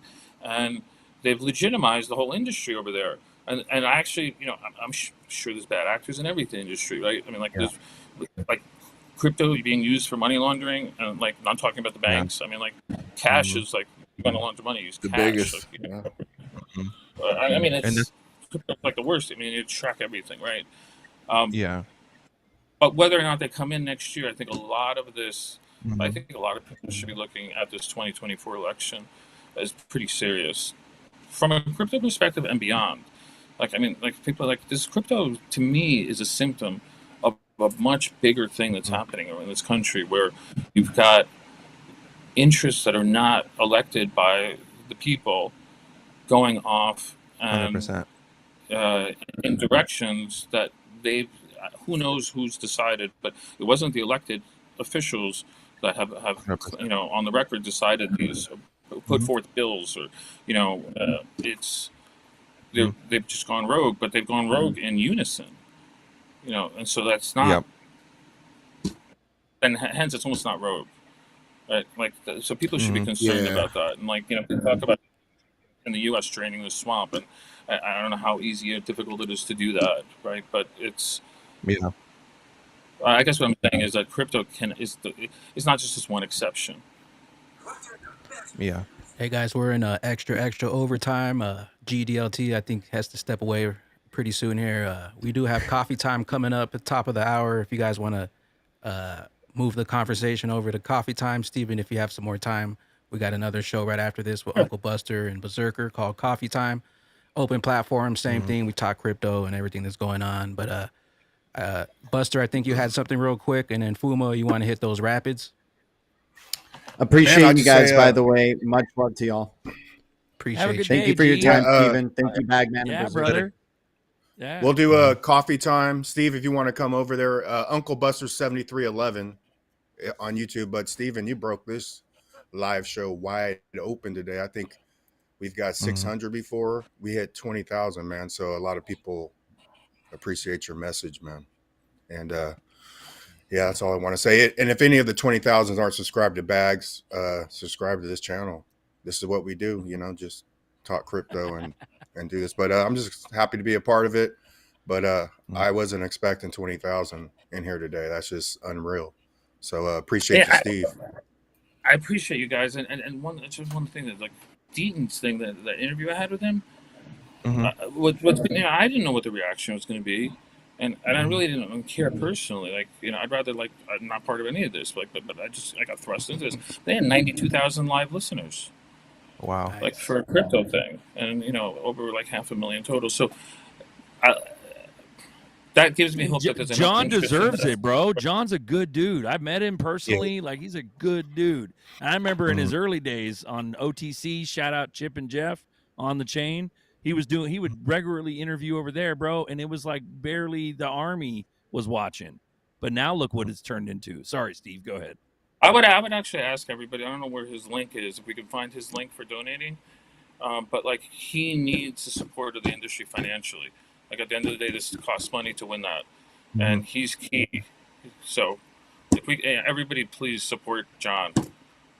He's going to be important for us. Can we drop the Throw link down in the for chat John, for everybody? get him into the Links Senate. in the Let's chat. go. What's links that? in the chat for John Deaton for Senate.com. Also, check out Steven. I got his links in the description. Make sure to give him a follow. Go ahead, Fuma. Yeah, everybody, if you can, at least give him $5. Give John Deaton $5. He's been sticking up for us for how long? If you can't break yourself off $5, Fuma gonna talk about you pretty good. So Fuma gonna get you. Yeah. So do you want me to go ahead and ask the questions real quick, if you don't mind? Yeah, you got the rapid fire. Yeah, I got some rapid fires for you, Steven. You ready for it? It's a good one. These are some doozies. Ooh-wee. Let's All go. right. So the first one is, what are your top 5 crypto coins? Your top 5. Top 5. XRP is definitely one. I'm not putting them in any particular order. I like XRP.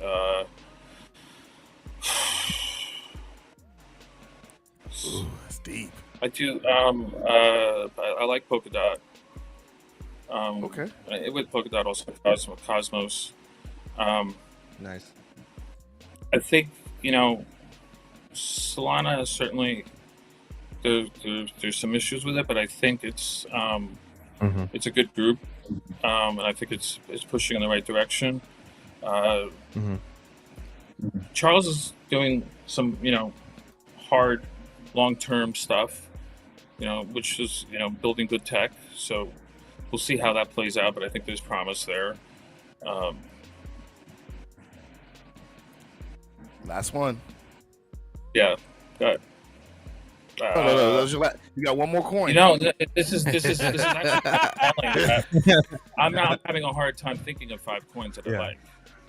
You know, and by the way, like, just being clear, I'm answering you like ones that I think that their technology and everything is like not that it's going to go up in price. Yeah. That's why I said, what are your top 5? Yeah, that's fine. Yeah. Give me one more and let me see if I can think of XLM. Yeah, Stellar. Yeah, he's doing some interesting stuff there. I wouldn't put him top 5 maybe, but what else? Give me another one. H-bar. Casper. Dag. I actually, I'm not sure how the leadership is working out right now, but what Silvio's going on at Algorand, Nice. he's got some good stuff going on at Algorand. So I you know, it's tech there. All right. If there was a project you said, Zeddy, don't touch it, it's fire. Stay away. Stay away. Which one would it be? Ethereum.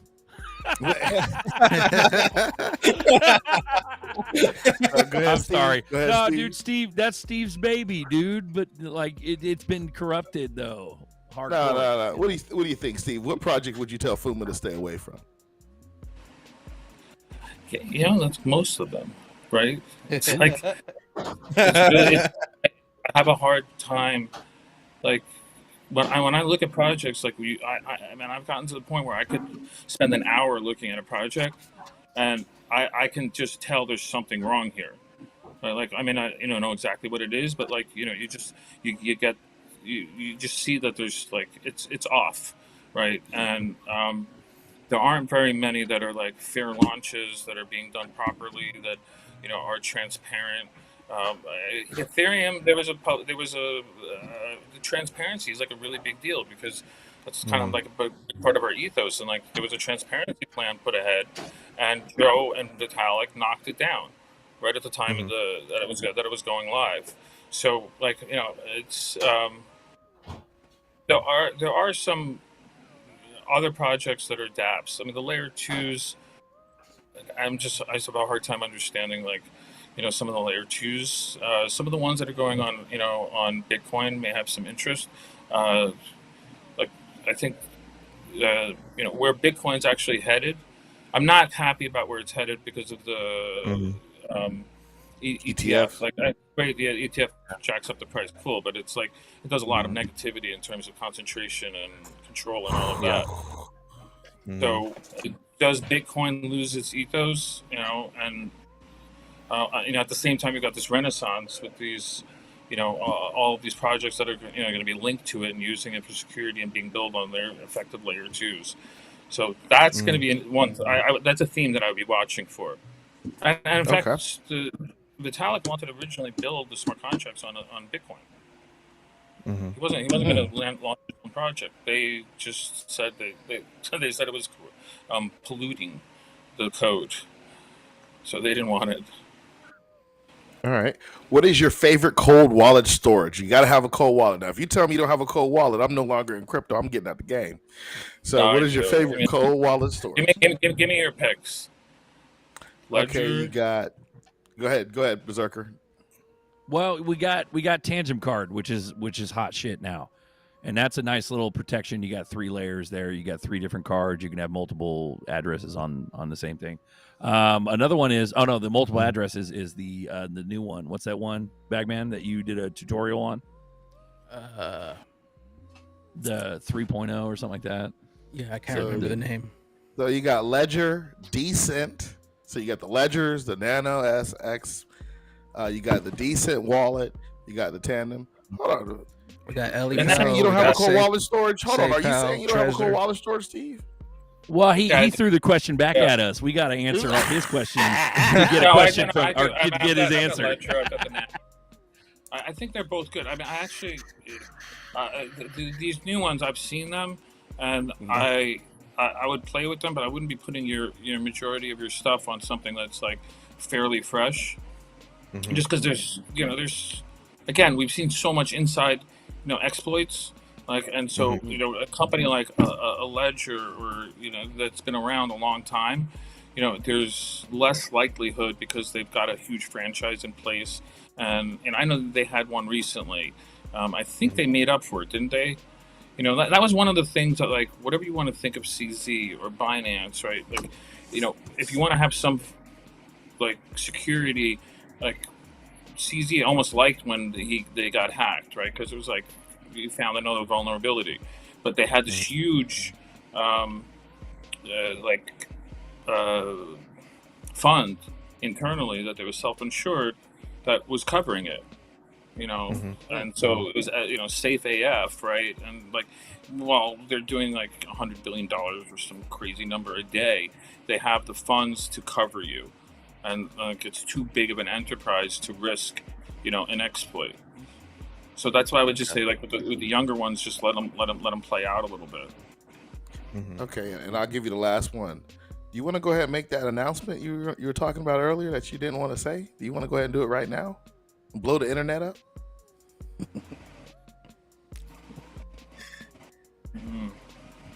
Come on, Steve. We're waiting on you, Steve. All right, come on. Maybe a nugget. I'm not going to go into the specifics yet. I will say this: there's related to the same group of people that were involved in Ethgate and the the enforcement action against Ripple. Like that same group also, let me see if I put it right. Don't tell me it's Polygon. Please don't say Polygon. They took another project out. They took another project out, and so the project was Tzero. And I'll give you kind of the skinny on it. And for those who don't know Tzero, that's like one of the people that like this industry owes a huge debt to Patrick Byrne. You know, he was the first guy to accept Bitcoin at Overstock, which was the parent of Tzero. They were like a $1.2 billion company. There was an Australian restaurant at 800,000, which was the biggest enterprise before that. So like when he accepted Bitcoin, if anybody remembers that moment, like that was like, what? Like, you know, $1 billion company. So, but he had been building this security token exchange, and I had helped him, and I helped him create the first security token, which was TZROP. And that's like the token for the exchange. He's had, I'll give you like some quick background on this. He's had a battle with illegal short sellers, like naked short selling. And so he battled like all these hedge funds, you know, for years, even before crypto, from like going back into the early 2000s. And, you know, I think a lot of people got paid the price or what have you. But what was happening was that the SEC was, you know, you have I think like 4 days or something to cover whatever you're, you know, borrowing. Otherwise, you're illegal naked shorting. And the SEC had this list, and like there were funds that were like 1,000 days beyond that limit, and the SEC was going after Patrick. Like he's the naked shorting is going against him, and they're like finding, you know, issues like with his company, and they're attacking him. And so like that's when you come up with captured agency, right? Like who's running the SEC? Is it, you know, is it for the benefit of the investors, or these hedge funds or the banks, right? Clearly it's the latter.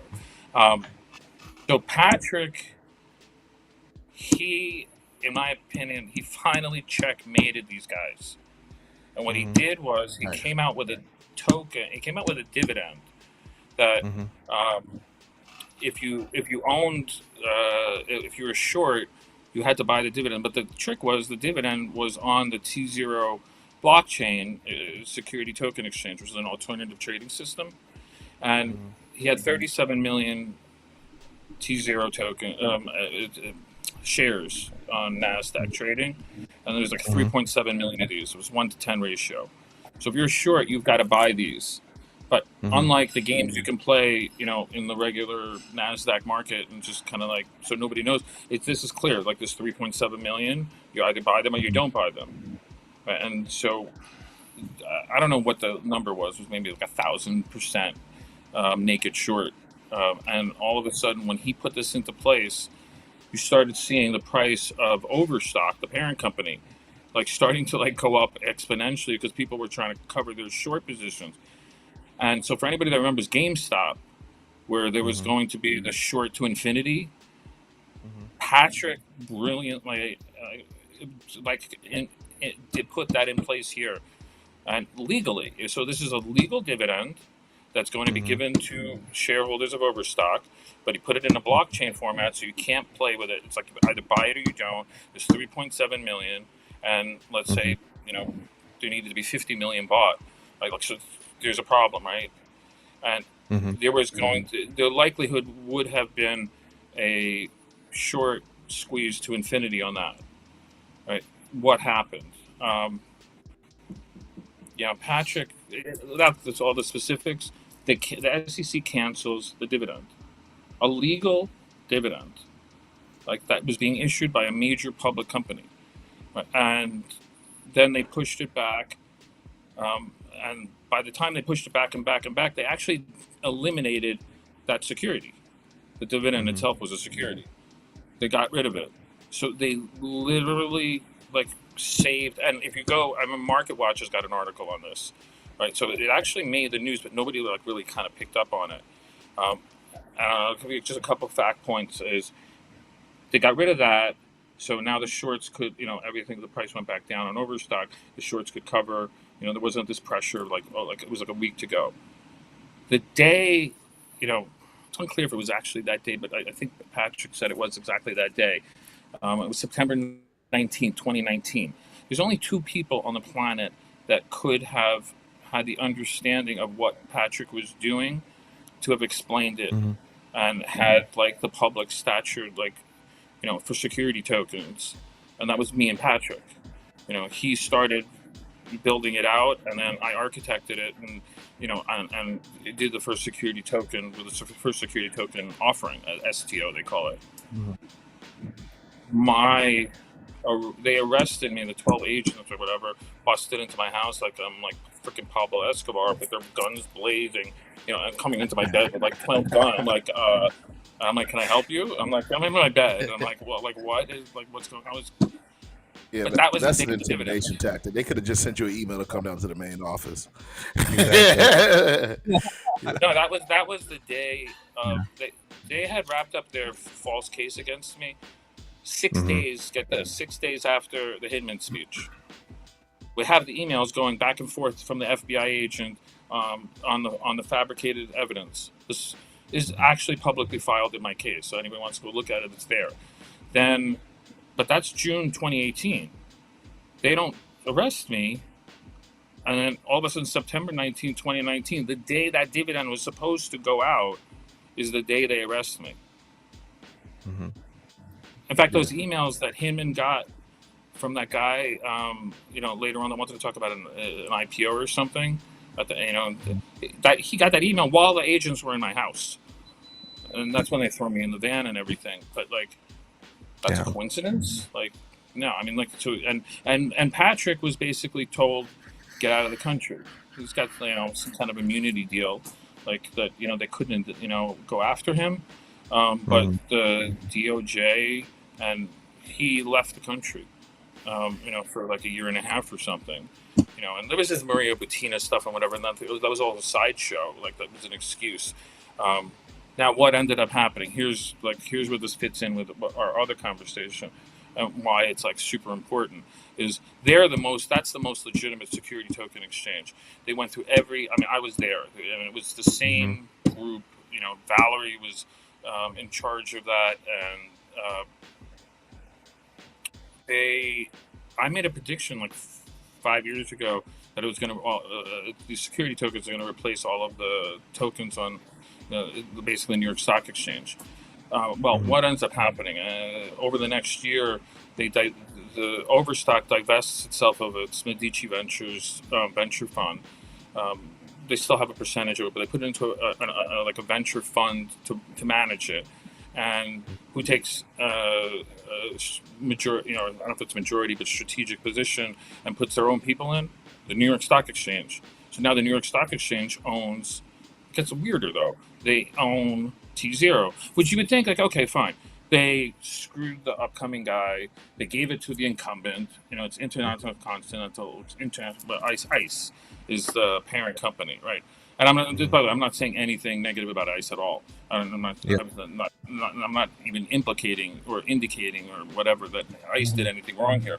But somehow it ends up in ICE's hands, which is what I hadn't predicted. I thought it was going to replace it. But here's where it gets weird. The license that Tzero wanted, that they kept saying, well, we don't have this license. We don't have a license like this. Was just for security tokens. They just said you can do it, but you can't say it's SEC approved. Like, they gave us all these very specific things, But then they come up and they like a magic, Gary Gensel pulls out of his rabbit, instead of rabbit, this magic bullet license. It gives it to Prometheum. So Prometheum, that has no technology, no products, is directly tied into and completely reliant on Wansheng, tied right back in, and we've got them tied back in all the way back to the ICO. So it's not like this is a new entity. They give them the license instead of Tzero. So they take Tzero out. Like Tzero was the game changer for eliminating much of the manipulation and corruption that are being done by the financial institutions in the financial markets. Ethereum was more talking about like the monetary system, eventually. So people don't know about that one, but it's actually public. You know, so it's like if you just put the pieces together, but then when you see my stuff come out and you see like my linking to it, the people that did it, the date I was arrested on, like I waited a year and a half, and like they don't arrest me, and all of a sudden they arrest me the day of that dividend. And why are they getting rid of a dividend? And you'll see there's a bunch of articles that like describe, are we going to have another GameStop situation? And so then there was nobody else to kind of discuss it at that point. Bro, I remember when they did that with all these all the dumb non-custodial exchanges like Robinhood and stuff. They stopped all the trading on AMC, GameStop. They stopped trading on Doge. Remember they did? Dude, it's in your face if you just pay attention. Man, Steve, I can't wait for I was long. last wide open. I was long GameStop. I saw that. And then like all of a sudden you couldn't buy. And like couldn't the do shit. They just turn it off. 500. How is that legal? Yeah. I mean, you saw 100,000. There was that was interesting because, you know, it showed you something. Like there were like 100,000 blocks of GameStop getting smashed back and forth. Those were other hedge funds trying to take down like whoever, you know, the guys that were trying to, that were shorted. Like so. One hopeful thing was not all the hedge funds are bad, right? Like some of them don't like the bad guys, right? And so there's like, you know, but in this situation, it was like there wasn't anybody to come like help them, right? They just literally stole an asset that was blockchain, was going to create transparency in our financial markets. You can like spaghetti cover up your shorting, and make it impossible to like for the regulators to to parse it and see what you really did. But with a blockchain based system that Patrick came out with, no, I mean it's like a button. It does an analysis and boom, and it tells you exactly who owns what, what happened, where the flows of funds were, right? And like that's what they don't want. There were articles that at some points 50% of some of the investment banks' profits were related to illegal short selling. That's a huge one that has not been. I guess I'm announcing it now. There'll be more on that. Nice. But thank you, Steve, for that nugget. I just want to add. I'm looking at Tzero right now, the website, and I'm like, oh man, they were messing with accredited investors and people who had big money. They were getting ready to flip the game. So that would be a threat to the establishment. Like I'm literally looking at the website. I'm like, oh, they were getting ready to be a threat. It still is a threat the way I'm looking at it. Tzero, they want accredited investors, people who make over 200K. In their case, 1 million a year to come in, and they're looking like, okay, we're going to do pre-IPO companies. We're going to do crypto at some type of level. Like they're literally saying, hey, we're going to mess with digital securities. We don't care. We're going to do that too. Yeah, I think that's awesome. Yeah. I mean, I think Tzero is legitimate. It's still legitimate. TZROP is its own token. So imagine New York Stock Exchange had a token for itself, and it gets 10% of the net revenues of the exchange, right? So I think ICE may do some great things with it. Is ICE going to actually use it to create transparency amongst all the markets and do all of that? Like I'm not going to speak for ICE, right? That's I'm sure something that Patrick wanted to do. But aside from that, it does exactly. So there's these pre-IPO companies. There's they've got a hotel in Aspen that they tokenized and put on there. So all the stuff that, and if something is deemed to be a security, what happens to that? If let's say XRP had been deemed, where would it go? It would have to go to Tzero. Like there's a home for it. Yeah. But the fact that they did this, and then they give this license to Prometheum, and it covered two different, this went from Clayton to Gensler. So like you can't just say it was just this one guy or just this one guy, and there's no explanation for that magic bullet license. There's just none. Yeah, and also JP Morgan was caught creating Go shares and selling Go shares to people, and Gary knew about it. Well, SEC knew about it and just gave him a slap on the wrist. So there's a lot of corruption between the SEC and Morgan and all the big banks. Yeah, I think there's a special relationship with those two. I think personally, the SEC has got something else going off the books. I don't want to know. I don't know if it's investigation or something. But they got something with them where they're pumping them information about clients and where transactions are coming from, what they're doing. For sure. There's something else going there. It's an irregular behavior for a government agency to be this close to a bank. Exactly. Steve, shout out to Bagman in the chat. Guys, please. Yeah, chat's on fire today. We appreciate I can't even keep up with the chat, man. You got it on fire. We couldn't have done none of this today without Bagman in Extra Bullish Hour, bro. Thank you. Hit the like, hit subscribe, tell your mama, tell your grandmama. Let's go. Hey, you guys want to wrap this one up? Sunday. You guys want to wrap this one up and hop over to coffee time? We're at double overtime. You mind coming back on the show maybe next month or something whenever you get free time? We would love to have you. I mean, we got a lot of questions we need to ask you. I got one last question. You guys have a great show. How do you feel about Tether? You know, I mean, I know the guys. I know the guys that created Tether, and then I know the guys that they sold it to, and like it's like it colors me because I don't think like those guys were trying to. And I know actually, a friend of mine's Craig Sellers who actually invented it, right? And Craig's a really good dude, and he's done a lot for this industry, right? And like he's just kind of not as recognized as he should be, but really smart. And so like he wouldn't have created something for fraud, right? But that seems to me like a situation where, you know, a lot of people are, you know, talking about the entity or whatever, but could it be used? Like it's kind of hard to see that it's not. I mean, it's pumping up the price, right? I mean, it's like you know, more of that's created than it's buy more Bitcoin. Like, I mean, so that's clear. It's just is it being done for nefarious reasons? I think the question though is if it is or isn't, you know, what's the systemic risk to that? Like, you know, if it crashes, like we're like, don't worry about cleaning up crypto. Like crypto's like wiped. I mean, we'll have crypto 2.0 the next day. I mean, like because there'll be nothing left, like pretty much. So that's like you know, the systemic risks, and Patrick, by the way, important. Alan Greenspan said we have systemic risks, and when he reviewed 2008, you know, so much of everything that's happening is a reaction to 2008. Satoshi created Bitcoin as a reaction to 2008. 100%. Patrick created this because Greenspan said one of three things created the three factors. One of those was settlement. If you remember with Lehman Brothers, everything froze.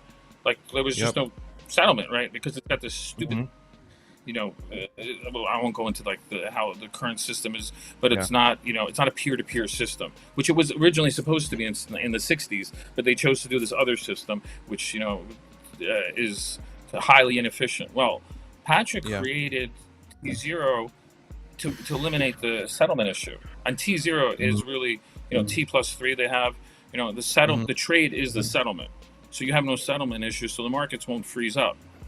You know, so that's like a huge thing. You know, now you go back to like Tether, you got to look at what's the systemic risk, and at this point now, here's like the real issue is like it's a systemic risk, not to crypto because crypto now, like again, I think great that he legitimized Bitcoin, you know, and put this, you know, you put his stamp of approval, like that's probably more than the Federal Reserve, you know, like, but, you know, but he's done some, you know, great stuff. I mean, I'm not going to make an opinion on him, but it's like, what it's happened is now crypto is now become Wall Street, right? They've 100%.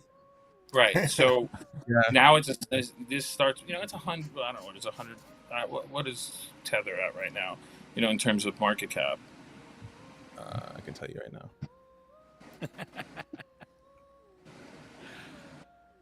Thanks for watching, everyone. Thanks for hitting the like.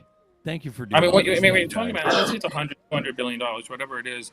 You know, you're talking about, you know, a mid-size Nasdaq tech company, right? Like that's not systemic risk to Wall Street yet. You know, but if you get more ETFs. And Bitcoin goes to $1 million, and you got all this other stuff, and you've still got this underlying thing that now it may be like 2 trillion, or whatever the number is. It may become like a big number, and then you've got the situation where you can take one thing that's systemic that could be. It's not just also the size; it's kind of like the pressure point.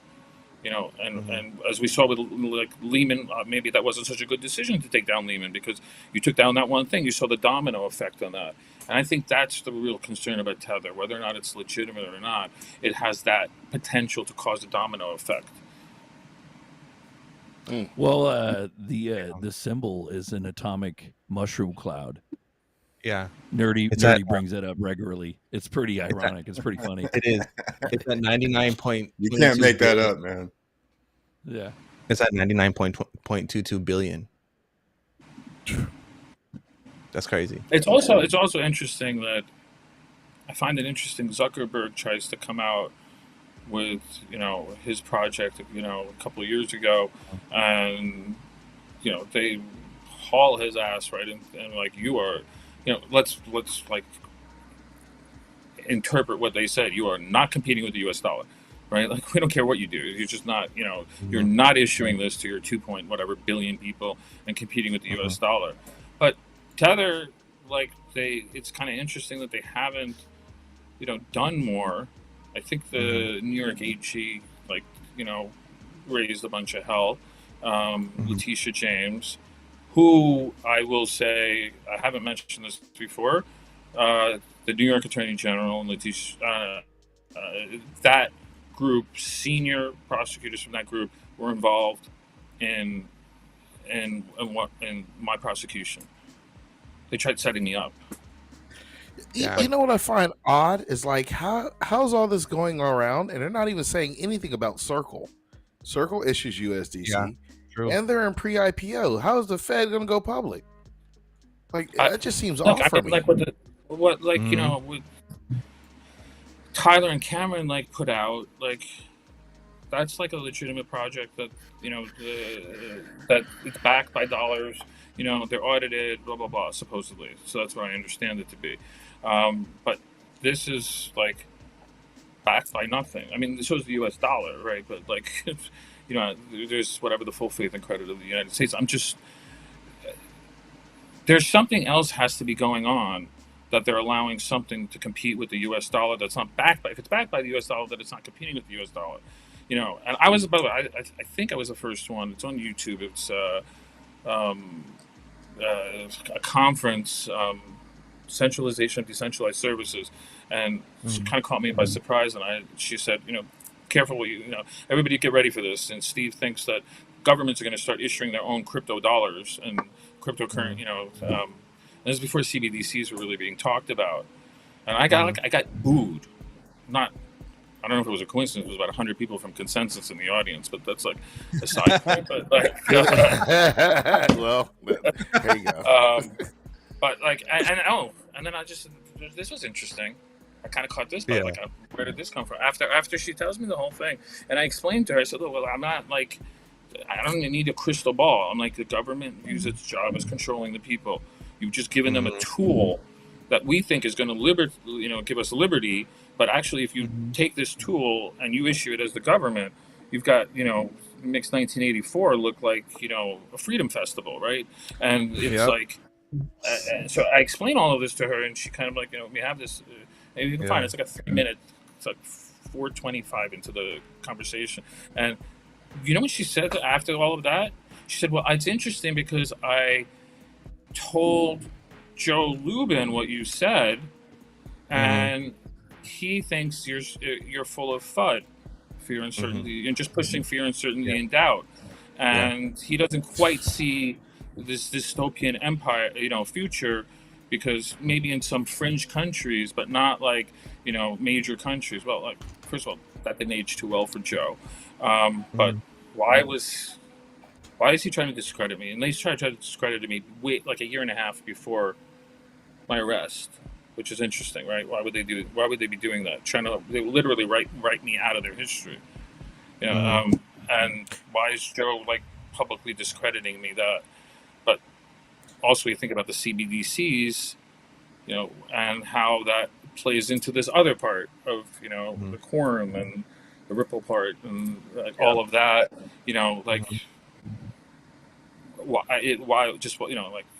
Why him of all people?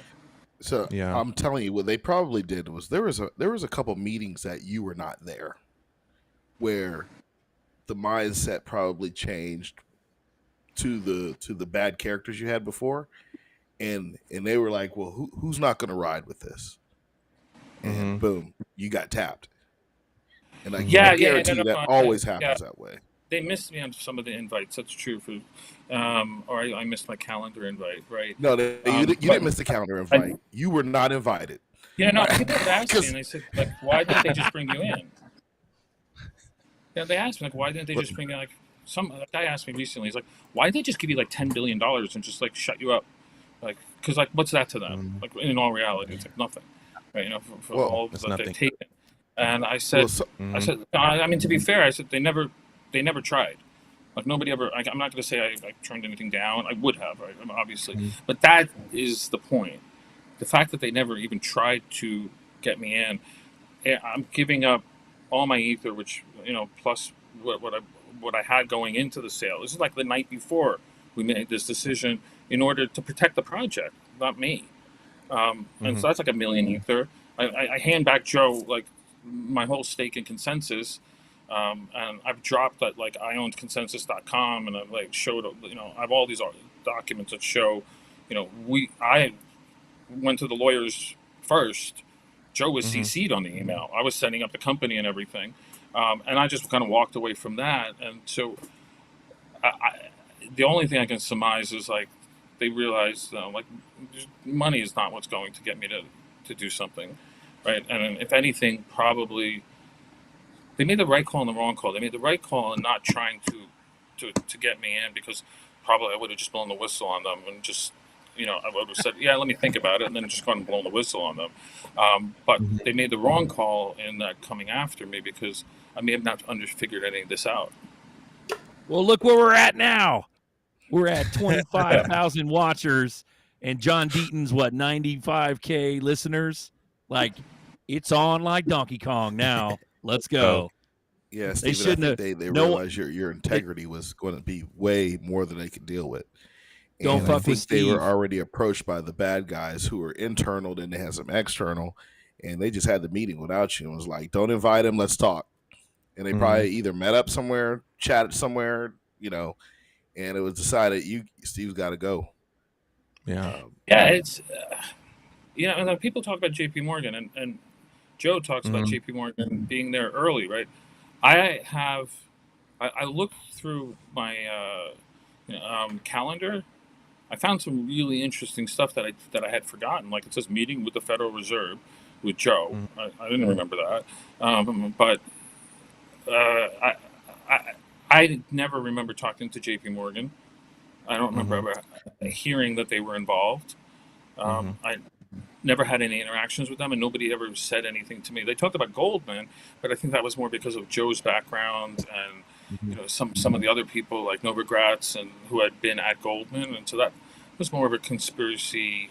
You know, maybe it had truth to it or not. I don't know about the institution itself. But they may have been represented by a third party. Sometimes what those companies will do is they'll have a third party represent their interest, and they'll have a different name on it, right? So it's like, hey, this is so and so. They're not going to tell you who they're. They'll say, hey, we just have some banking interest people with us or something like that. So, but you probably had thousands of meetings. Why I didn't understand. To be fair, I really didn't understand why they came after me. I'm like, I knew I did stuff that I thought was good, like the utility token, the ICO. Like, I was giving guidance basically that the SEC should have been giving, right? And I was just like, and like, you know, somebody kind of explained to me, it's like, you kind of put a force field when around crypto, you know, with the utility token argument that was hard for them to break when it was embryonic, and then you gave them, you know, with the ICO, this like offensive weapon to go out and raise billions and tens of billions of dollars and, you know, explode the industry, right? So I kind of, me and my attorneys were thinking like it had some general thing that they generally didn't like me, but no, it wasn't. I don't think it was that. I'm sure that was that too, but no, there was actually some specific reasons that I had documents. One Deaton put out on, it was kind of quick, he showed it, where they, I can explain it basically, but in essence, they internally did not believe they did not fulfill their internal requirements to be decentralized, meaning Ethereum. and this was a document signed by Vitalik himself. So when I look at the email of that, there were two other people that had seen this document. I guarantee you these two people have no idea what that document said. But it was the opinion letter and then a certificate that attached to that. And I was the only, it was like Joe, the lawyer, Vitalik, and me. Well, it turns out I was the odd man out because like I knew that document existed. I hadn't really been thinking about it until they came after me to go back and research. And I have thousands of documents. I was getting documents from every aspect of the organization. Like they said, I wasn't very involved. I like human resources, finance. Like you go through everything. I restructured every aspect of the Ethereum Foundation. And for anybody who doesn't believe it, just listen to that recording. Damn, did this rug? It is rug. They Being rug throttled. Steve, bro. No. Live on the Extra Bullish Hour. No, let's Subscribe, get hit like. okay. Back. Oh, there he is. Maybe you should carry Steve. this on to the other show. Hit I'm subscribe, back. hit like, everyone. Do it now. No, we got scared, Steve. You dropping bombs today. No, We got listen, hey, did you guys see Mario on Crypto Town Hall? So Deaton comes in, they invite me on, and I actually Ran invited me, and I told Ran, I messaged him, he said, why aren't you coming on? I said, because I think it's a trap, right? Deaton comes on, Deaton's like explaining and defending me and explaining, like he's seen the documents, and he said, he literally said, I can tell you that what Vitalik and Joe have said about Nerayoff publicly are lies. I've seen the documents, they're lying, and then it goes silent for 30-something minutes, right? Then they come back, and I got no issue with him. I'm friends with him, but they start talking about BitBoy. I'm like that couple weeks, every time something came out about me, something came out about BitBoy, and I'm like, am I Trump and BitBoy's like my Hunter Biden or something? Like every time something comes out about me, they bring up something about BitBoy. Like there's a huge story about me, and then his watch comes up. Like it's like 2.5 million views, and like everybody's talking about his watch, his Rolex watch. He's a good dude. I have no issue with him, but to cut off Deaton for 30 minutes, and what I showed Deaton was like, do you want to explain to you very briefly what that document says? Do it, Steve. Do it, bro. Yeah, I mean, here's the gist of it. And I think this will get reported, but the gist of it is, Hinman said a couple things. Hinman said that Bitcoin was decentralized from the beginning, right? Yeah. First of all, that's not true. That's like no, it's absolutely not true. A handful of people, Satoshi and a few other people, mined the first 25%. It was in like a very small group of people that got the first 25% of all the Bitcoin. Right, and I think part of this is what Craig is suing for, and Dave Kleinman, and it was like a couple other people that nobody like really knew much about it at the time. So that was one issue, and then the second one we were saying, but it's decentralized, and we don't see a third party reactor, and then the same for Ethereum. Problem is that the Ethereum opinion had a clause in it that required that actually said that the problem that Bitcoin had a problem that we want to avoid. I'm interpreting it. Like I can give you show you the exact language. But basically, they're saying that Bitcoin was not decentralized at the beginning because a few miners got a bulk of this 25% of the first mined Bitcoin, and we want to avoid that. Except Ethereum had the opposite issue. Ethereum's issue was it had a pre-mine, and they wanted to avoid the imbalance of people who bought versus the miners who hadn't even started mining yet. So now it was 100%. Okay, I'm not even getting into the fact that the purchasers were completely concentrated themselves. I'm just talking about purchasers. Oh, like imagine there was 10,000 purchasers and it was totally decentralized. They're just saying that relative to the 0% in miners. And so they said that the way we're going to resolve that is by issuing the same amount that we issued in the pre-mine miners over a specific period of time, very specific. And Yeah. during that specific period of time, which was right around the speech, they hadn't issued even half that much. So, like, the way to read that is, we don't think we're decentralized. And we didn't think Bitcoin was decentralized at the beginning. So we want to avoid that. And the way we're going to avoid that is by using this formula, issuing it to the same numbers. So in a certain number of years, this miners will own the same amount of ether as the initial contributors to the pre-mine. It's like 60 million ether. And they had issued like what? It sounds like a security to me. Well, what they were trying to do was they were trying to get out the security headlock by issuing that amount out to the miners. That kind of diffuses it when the lawsuit comes.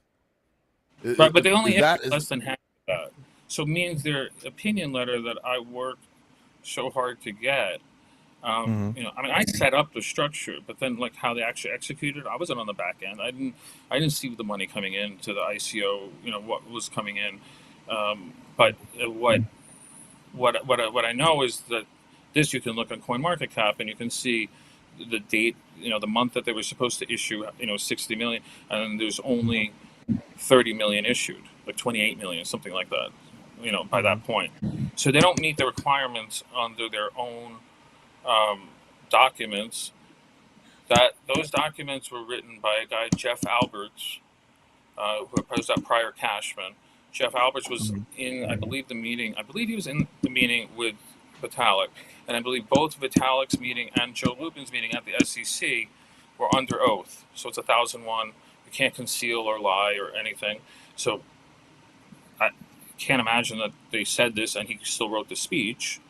You know, I'm not saying that Hinman didn't know about it, but that's like officially, you know, didn't say it. Yeah, he can't be ignorant at that level of the game. He can't be ignorant. He can't be ignorant. No way Hinman can be that ignorant and you're the top dog like that. Right. Exactly. But Jeff Alberts, he was in that meeting and he would have an obligation to let them know. But lo and behold, and this one may be the only coincidence in the case, because I actually found Jeff Alberts and first approached him because of his SEC experience. Well, it turns out a familiar name to a lot of people is Mark Berger, that dropped the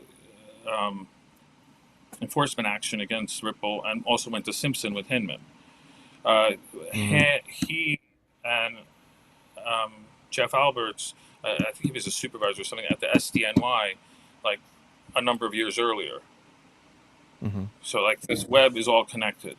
And something else that there's so much of this, but I'm just giving you like tidbits. Mark Berger, December 2010, when Lubin makes contact with Hinman, Mark Berger is assigned to the New York Regional Office. The New York Regional Office is the one that led my prosecution. Also, John Daniels. Yeah, exactly. But I mean, it's not supposed to lead a prosecution. They actually put a guy, John Enright, in the EDNY to watch over, like, my prosecution. Like, they're not supposed to be involved. And by their own court documents, they weren't supposedly involved, but they have 14 gigs of data on me, right? So, like, then when we actually showed them the videos, all of a sudden John Enright makes an appearance on my case, like as an official prosecutor on my case. You know, so this was all under Mark Berger.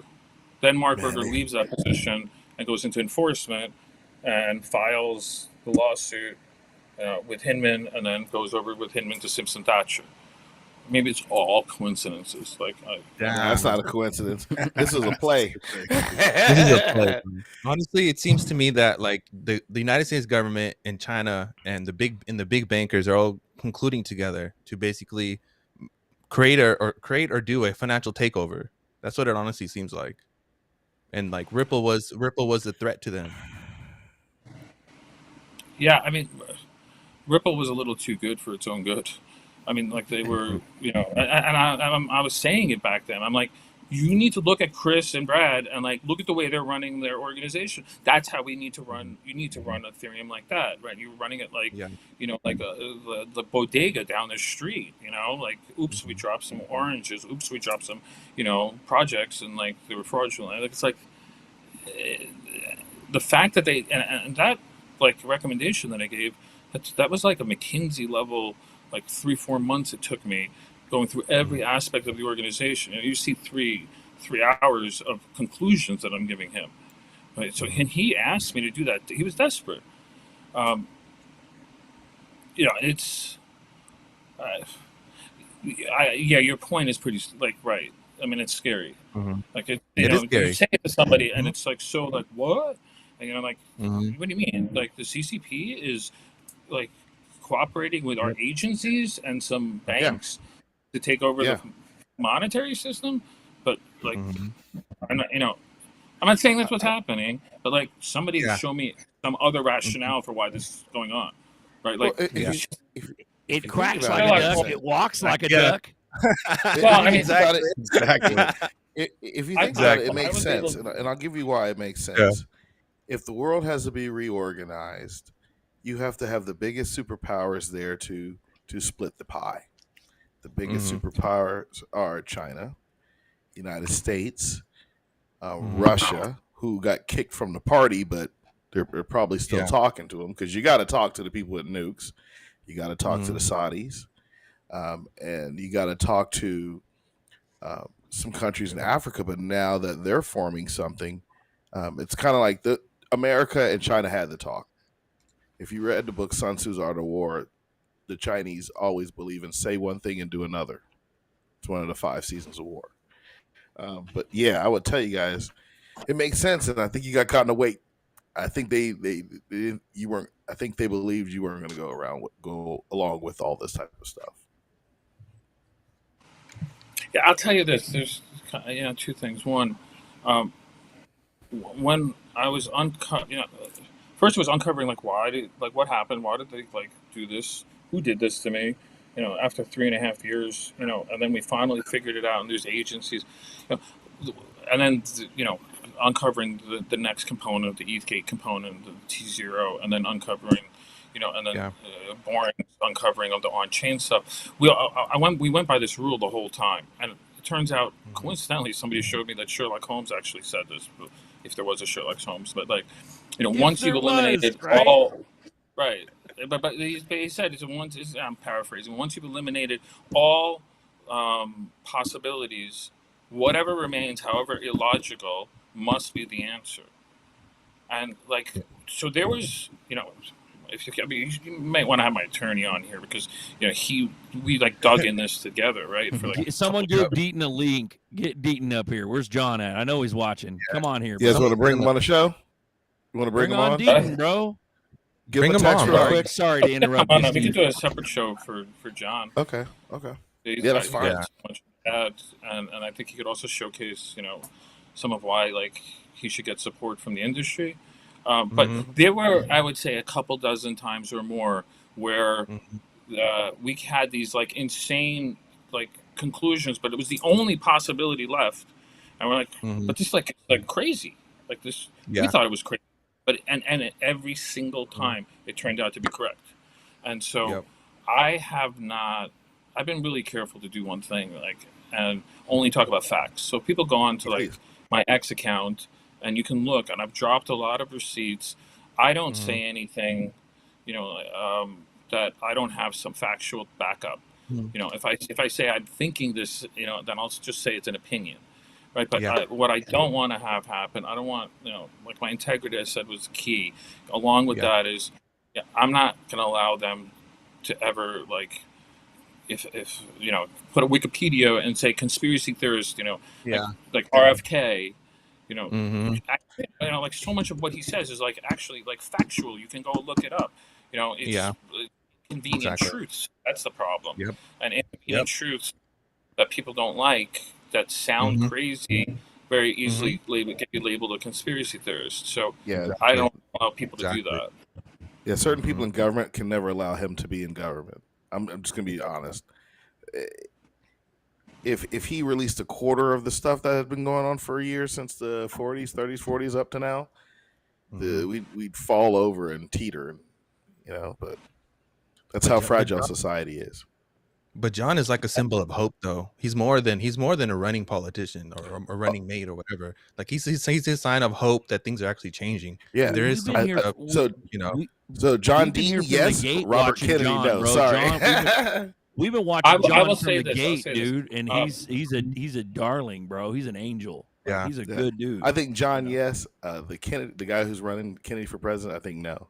I think they'll never let him in. But I think John Deaton, I think he has a chance to unseat Elizabeth Warren, but her state has to realize that they've been occupied by Wall Street for a minute. And I'm not sure if they know that yet. Yeah, You know. but I will say this: I've got a guy. I've been contacted by people in crypto. I'm sorry, in politics. Mhm. They've said Yeah. two things to me. One about John in particular, and by and large, they were haters of John, like for whatever reason. Like nothing, whatever. I don't know why. People in politics hate somebody or don't. And one of them called me and said, he said he's been watching races for decades, whatever. He said this may be the single best execution of a start of a campaign that he's ever seen. The way John has launched his campaign. He's like, and he said because I'm a hater. Because I wasn't rooting for him. He goes, but if I have to be objective, the guy's freaking crushing it. And he didn't think he had a chance against Warren. And I said, you think he's got a chance? He's like, he goes, I don't know now. Because I didn't think anybody would ever have a chance because of how much power she has. If she needs and goes to the DNC, he says, give me $20 million. It's like, she might be the one, one of the people that has that kind of, pull. But, there have been prominent, national figures that were taken out in certain races, in other areas. So it's not like anybody is. Look, who expected Trump to win, right? Over Hillary. Yeah. She was the establishment, Yep. right? That wasn't supposed to happen, right? Exactly. And it did. So I think John's got a really good shot. Hell yeah. Well, we haven't even woken up yet, bro. Like most of the lurkers, they don't even want to participate. Wait till you get the people that want to be left alone activated. Let's go. Yeah. This is the very beginning, Steve. You're starting up you're lighting the fuse, bro. I love it. Someone wrote a comment saying that. it's like, thanks, but like we're all been in a raging fire this whole time. Like the fuse was lit a long time ago, right? I'm actually, with all due respect, I'm trying to put the fire out, right? It's a dumpster fire, yeah. Oh, yeah. Sorry, go ahead. Yeah, I think John's like of the same opinion. Like we didn't start this fight. Like we thought we were living in a democracy, like where we had liberties. Yeah, exactly. That it's not the democracy that we thought we had. And if you listen to John, the thing that's like really that I love, like he doesn't even talk about crypto in his opening commercial, right? But he really understands the issues and speaks to the issues way better than Warren does, and way better than almost anybody that I've heard. His grasp of the issues, like inflation and like food and like employment, the things that are like really important to Massachusetts residents, but should be important to the national residents. Us as a crypto community should be also. But Elizabeth Warren wields some really big power. I mean, that one agency that she created is like, to me, it's like the most draconian agency, and it's kind of like it has this power that's outside of, and then there was a huge controversy about it, but they just got to push through, and then it answers to the Federal Reserve and like nobody else. And there's one director. Like that's the kind of stuff. The corruption goes so deep. It's disgusting. Go ahead. It also smells to me that, man, this is going to get deep. That go deep, the bro. agency Go she heads, it's a funding source for something else, right? Like, it's a funding. Their source. budget is almost $800 million a year. That agency. Yeah, that's crazy. I mean, hold on. That's crazy. So you can't tell me there's 800 million worth of fraud hitting consumers with consumer products. I mean, is there? Yeah. So meaning, if you follow the money, this is going somewhere else. You guys should look at that agency, just like really look at the arguments that were coming up about that agency. You know, there are, you know, like it's not like everybody in Congress is bad. I mean, like, you know, even Prometheum when they came out, you know, like it happened to be a lot of Republicans, but like they like raised hell. They were like, what is this going on? Like, what's going on? And they still got to push through. I still don't understand the license. Like nobody's explained this to anybody. Like, why? Where did this license come from? Why did they give it to them? You know, you've got, you know, Tzero wasn't the only one, but they were the leader in the space. Like, why didn't they get it? You know, but your point, you know, people ask me like, you know, what do you think? Is it the CCP? You know, have they called out our agencies or where? I'm like, I don't really know. Like, they don't invite me to their meetings either. So like Joe and the CCP don't invite me. But it's kind of the history of that particular organization, and then it gets you know, attached to this Prometheum. And there was, you know, a lot of very high level meetings between that, and it's an auto freaking supply company, right? Like, that's a really politically charged company. That like auto supplies. I mean, like, you know, it's an Acme Corp, so it kind of looks boring, right? So I mean, like that doesn't make any sense. But thanks, you know, it would sound crazy, and this is where like Boring's data comes in. You can't argue with on-chain data. You just can't. It's like right there. Data is ones and zeros. You can't argue with it. It is what it is. What does Apex say? The facts don't care about my feelings. Data doesn't care about your feelings. Shout out There to you Apex go. Crypto. That's funny. Yeah, Bro, I love it. So Steve, so what's on the horizon from here on out? Because we got Boring and you and possibly a whole other team. You're obviously not suicidal. You look great. Skin looks great. I You're love glowing. Yeah. What do you want to talk about? What you want? There's a lot more, and I'm not saying this in terms of like because I don't want all the truth to come out, but there's a certain point where like more truth coming out may not be a good thing for society. Yeah. You know, like that 14 gigs that they've got on me. Like I would not even say just expose that and put it into the public domain because there could be stuff in there that like could cause civil unrest. That's like my name happens to be on, but like, not necessarily about me. But like it's those meetings, you know, much of those were happening at Treasury, and so like why, you know, it can't be just all that stuff just on me. A lot of that is probably reports, you know, on task force because like we were talking about earlier, you know, that my name got, you know, placed in, you know, that being said, if anything happens to anybody, you know, and they know this, you know, it's been put into a number of hands, and at that point, then everything just gets, you know, launched, you know, to reporters, to other public sources, to the people themselves. We put that into place. And I'm not working on a dead man switch. You know, I mean, like I do have that too, but that was early on. It's more, I've got a lot of very live, powerful people that have this information. You know, press, you know, politicians.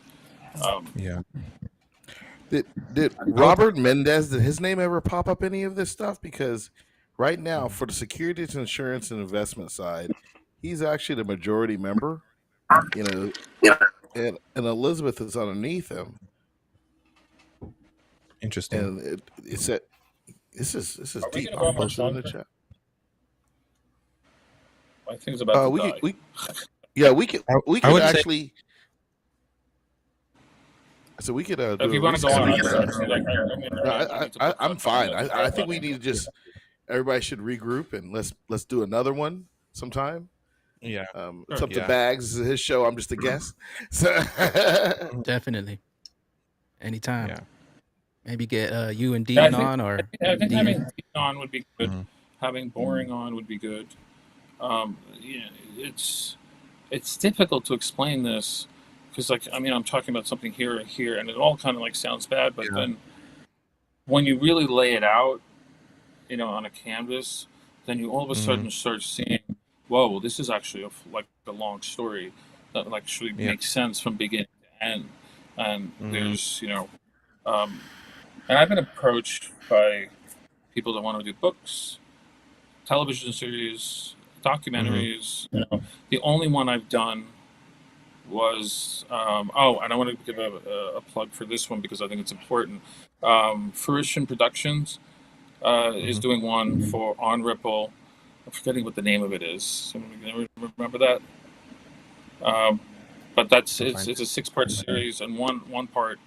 I agreed to do that, like actually on behalf of kind of the XRP community, and they're taking a piece, and it's Chris and Maya Dodge that they're actually XRP holders that that had the skills to put this documentary together.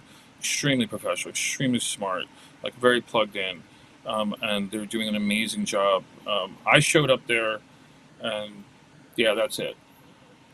Give those XRP guys, Unleashed.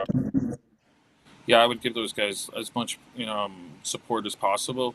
They're putting together a really powerful production. It's focused on the litigation against XRP, against Ripple rather, but and just by a fluke because I came on the wrong day, and so and I ended up bumping into Brad and Di.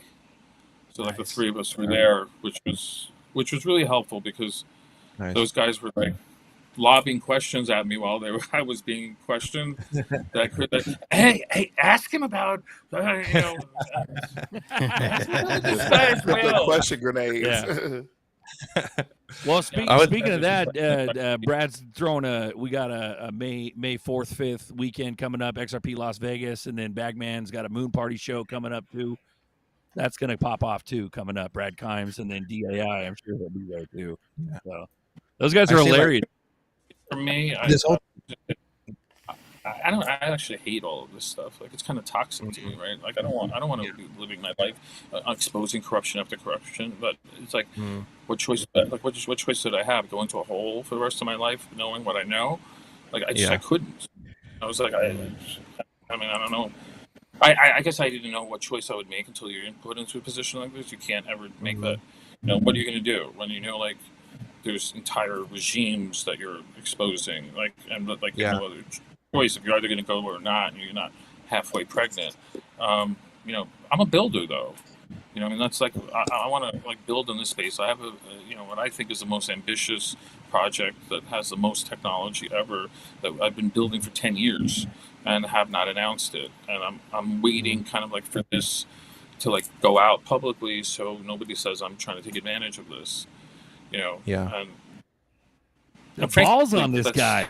Look at the balls on this guy, bro. Let's go. Like, it just seems like it's like a circle where we keep going out where there's so much corruption. We try to vote these people out. They rig elections and they stay in, and then they continue their reign or whatever they do. So it's like we've turned into literally a crony capitalist country, and it's very sickening that we have like tyrants that are in office are just getting away with this crap. It's beyond me. It's crazy. A lot of this, I think, what you're saying is the oversight committees that are responsible for policing them are not doing their job because basically. Except for some of the stuff that like I knew privately, right? That I'm exposing myself. Like so much of this has been brought to financial services, to weaponization, to judiciary, and then there's subcommittees, and so like they're aware, and they're just and all they say is we're going to subpoena you, we're going to subpoena you, we're going to subpoena you, and like no subpoena comes, which is kind of bizarre. Like why not? So. Yeah, I think you're right, but the problem is that, that's the system set up in a way to like that's what's broken right there. Yeah, 100%. 100%. Okay. Your battery's draining, Steve. Yeah, I think we need to wrap it up and reschedule because. Yeah. I mean, if anybody wants, we're probably going to be putting up some stuff soon. You can watch my X account or Boring's X account. Yeah, can you post this X account so we all can get in there? Yeah, so it's here. Hold on one second. I'll put it in the chat. It's literally my name at Steven Nerayoff. Because I guarantee you got some bots now. You got some feds who got your name with a couple numbers in the back. They're waiting for the DMs and all the good 14 gigabytes, bro. 14 gigabytes. Yeah, man, it's hard to shake you guys off, man. I can't put it in the chat, but if you guys can put it in the chat. Guy, Blue Crew, mount up. Blue Crew, mount up. At Steven Nerayoff, put it in the chat. Also, put in boring. Where's boring at? Yeah. Bag's got it. Bag's got it in there, guys. Hit subscribe. Go follow Steve now. Do it. See if I can find boring real quick. Boring's up Here in this he goes, piece right right here. there, bro. Boom. that At link boring tree? sleuth. Let's go. Dropping that in the chat. Shout out to everybody. Like seriously, that guy's a national hero.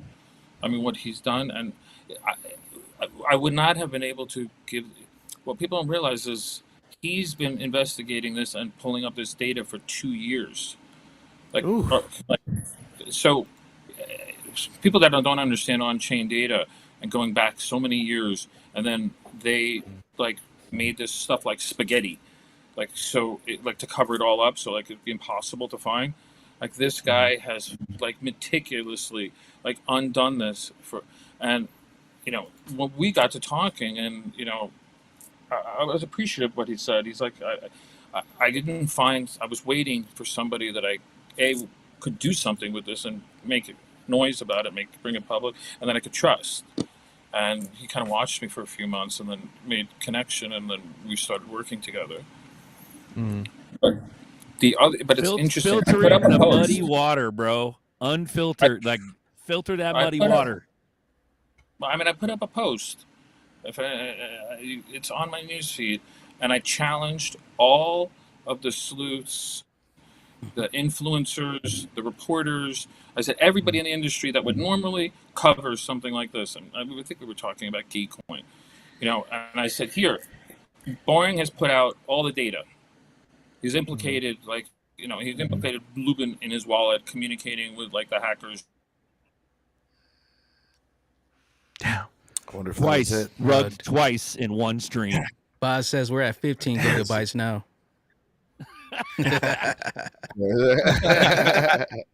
We got 2 rugs in one stream with 31,000 viewers, A bro. whole bunch of people Max, said they let's had go. to restart their phones, and restart their apps, and all kinds of stuff. Bro, Yeah. yeah, I was Questions are refreshing too my good, screen, man. So, but Let's give him a couple that's seconds. crazy, bro. You killed Yeah, it today, probably- man. Steven killed it. It's all rigged, bro. The whole thing is bullshit. It's crazy. So, you know, so the thing I Shout was out to looking the at, chat. We love you guys. Hit like, hit subscribe. Go ahead. you know, the crazy thing, and we'll do some filler time before he gets back so we can properly exit. But the thing I was looking about the ETH is like they issued a lot. They still have high gas fees, you know, even though they went away from the miners. So it's like, okay, you went away from the miners, and it's, you know, proof of stake. So the people with all the ETH are still getting it again. You see what I'm saying? And it's an unlimited supply. And then it's gone to, you didn't hear from me, but we're talking about other countries have a part of it. Wallets are shooting stuff out. You're talking government agencies going after an American who didn't do anything. You know, he had to pay a lot of money for a lawyer because the feds ain't free. Yeah. You know, It's just crazy, bro. Well, you dude, know. shout out to Steve for coming on, brother. Have a good Thank you. day. Hell yeah. Broke the Hell internet, yeah. broke YouTube, broke Twitter, broke the broke, Salute to Steve. Let's broke go. phones. And you know what the funny thing is? Shout out to I you guarantee too, you, Bags. Thanks for having us on, bro. This is pimp. yeah, I guarantee PIMP. people didn't know he was coming on to hit hard like that. But he hit it hard today, bro. I was like, I'm sitting here like trying to write and research. I'm like, oh, he's dropping a bomb. I would have never went to that website. You know, like I like pride myself in knowing pre-IPO companies, but the way they even covered up this Tzero stuff was just grimy. It's grimy as hell, bro. Grimy as hell. Hey, you guys still running coffee time today? Yeah, it's why been not? going. Fuck it. It's going in the background. So Yeah, it's just killing, bro. Like, dude, this is unprecedented, man. Like, that shit, we're Gucci, dude. Hey, Bags. So let's make is why this Rick move Lakes as is so possible. We can important. make this Almost move. did triple overtime today. Let's Can go. you get Steven 3 go for and Bagman. That's epic, man.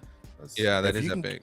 crazy. if you can get Steven and John Deaton back, I And say we boring, do 4 hours. boring sleuth. But you know what's crazy though? Boring, It's like, bro.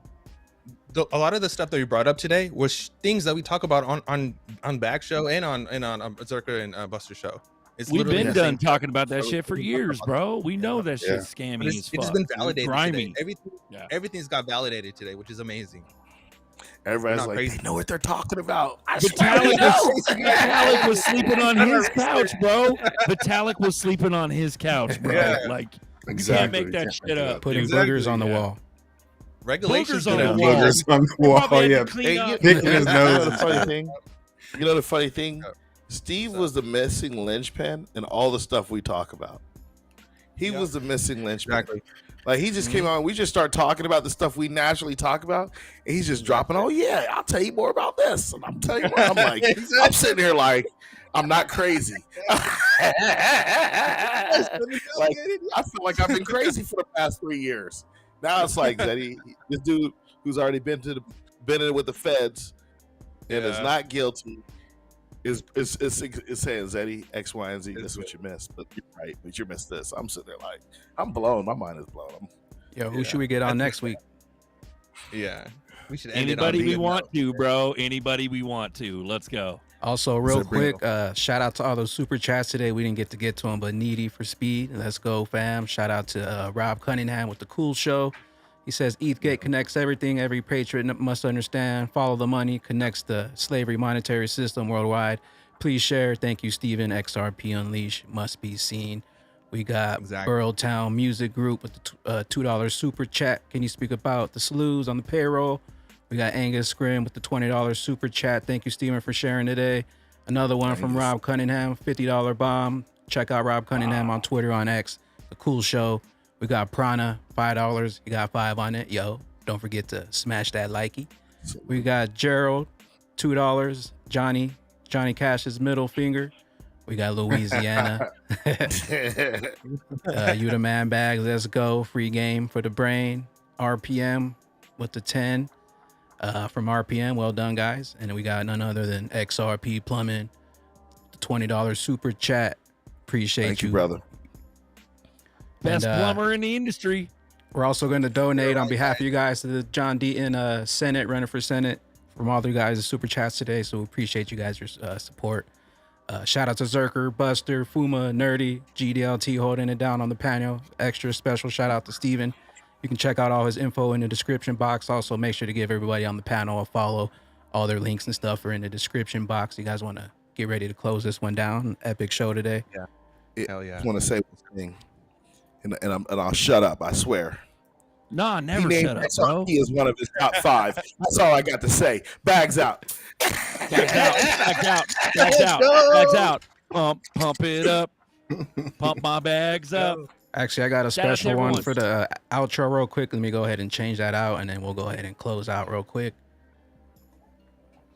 Yeah, John will come on, bro. We'll get Deaton on. He's fun. He's great. Might be a we little also got busy right now, Ari. but yeah. Yeah, we got Ari too wanting to come on too. She might come on coffee time, but that'd be great to have like John, Ari, Sleuth, Steve, just everybody. Oh, bro. hell yeah. That'd be fun. But Hell yeah. Hell yeah. hit like, hit subscribe. Let's run it. Come on. Let's go. Good job, too, boys. I couldn't have done that. 25,000 likes.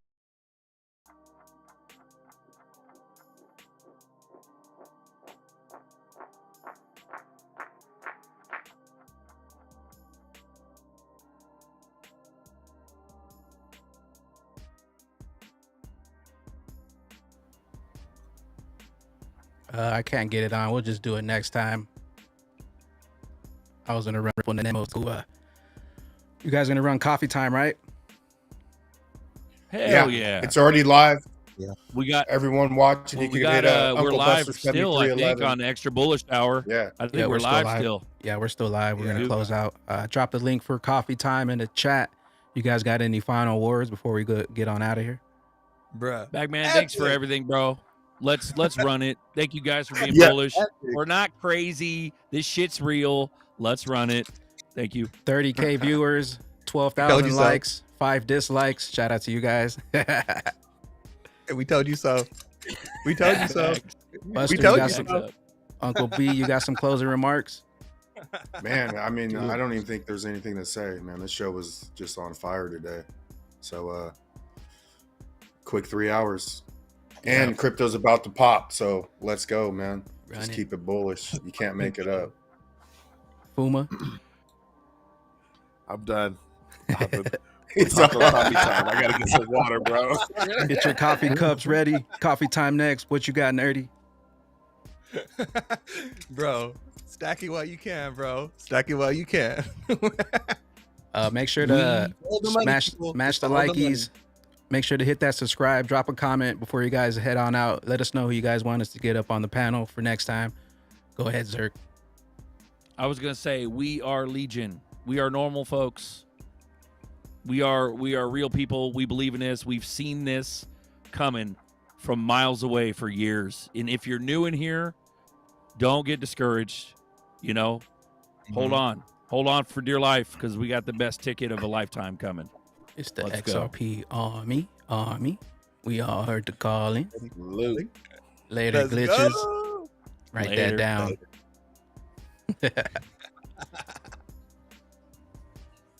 Where's this outro at? Killing me, Small. Pump my Don't let bags me start back. singing. Pump my bags back, man. Pump it up. Pump my bags up.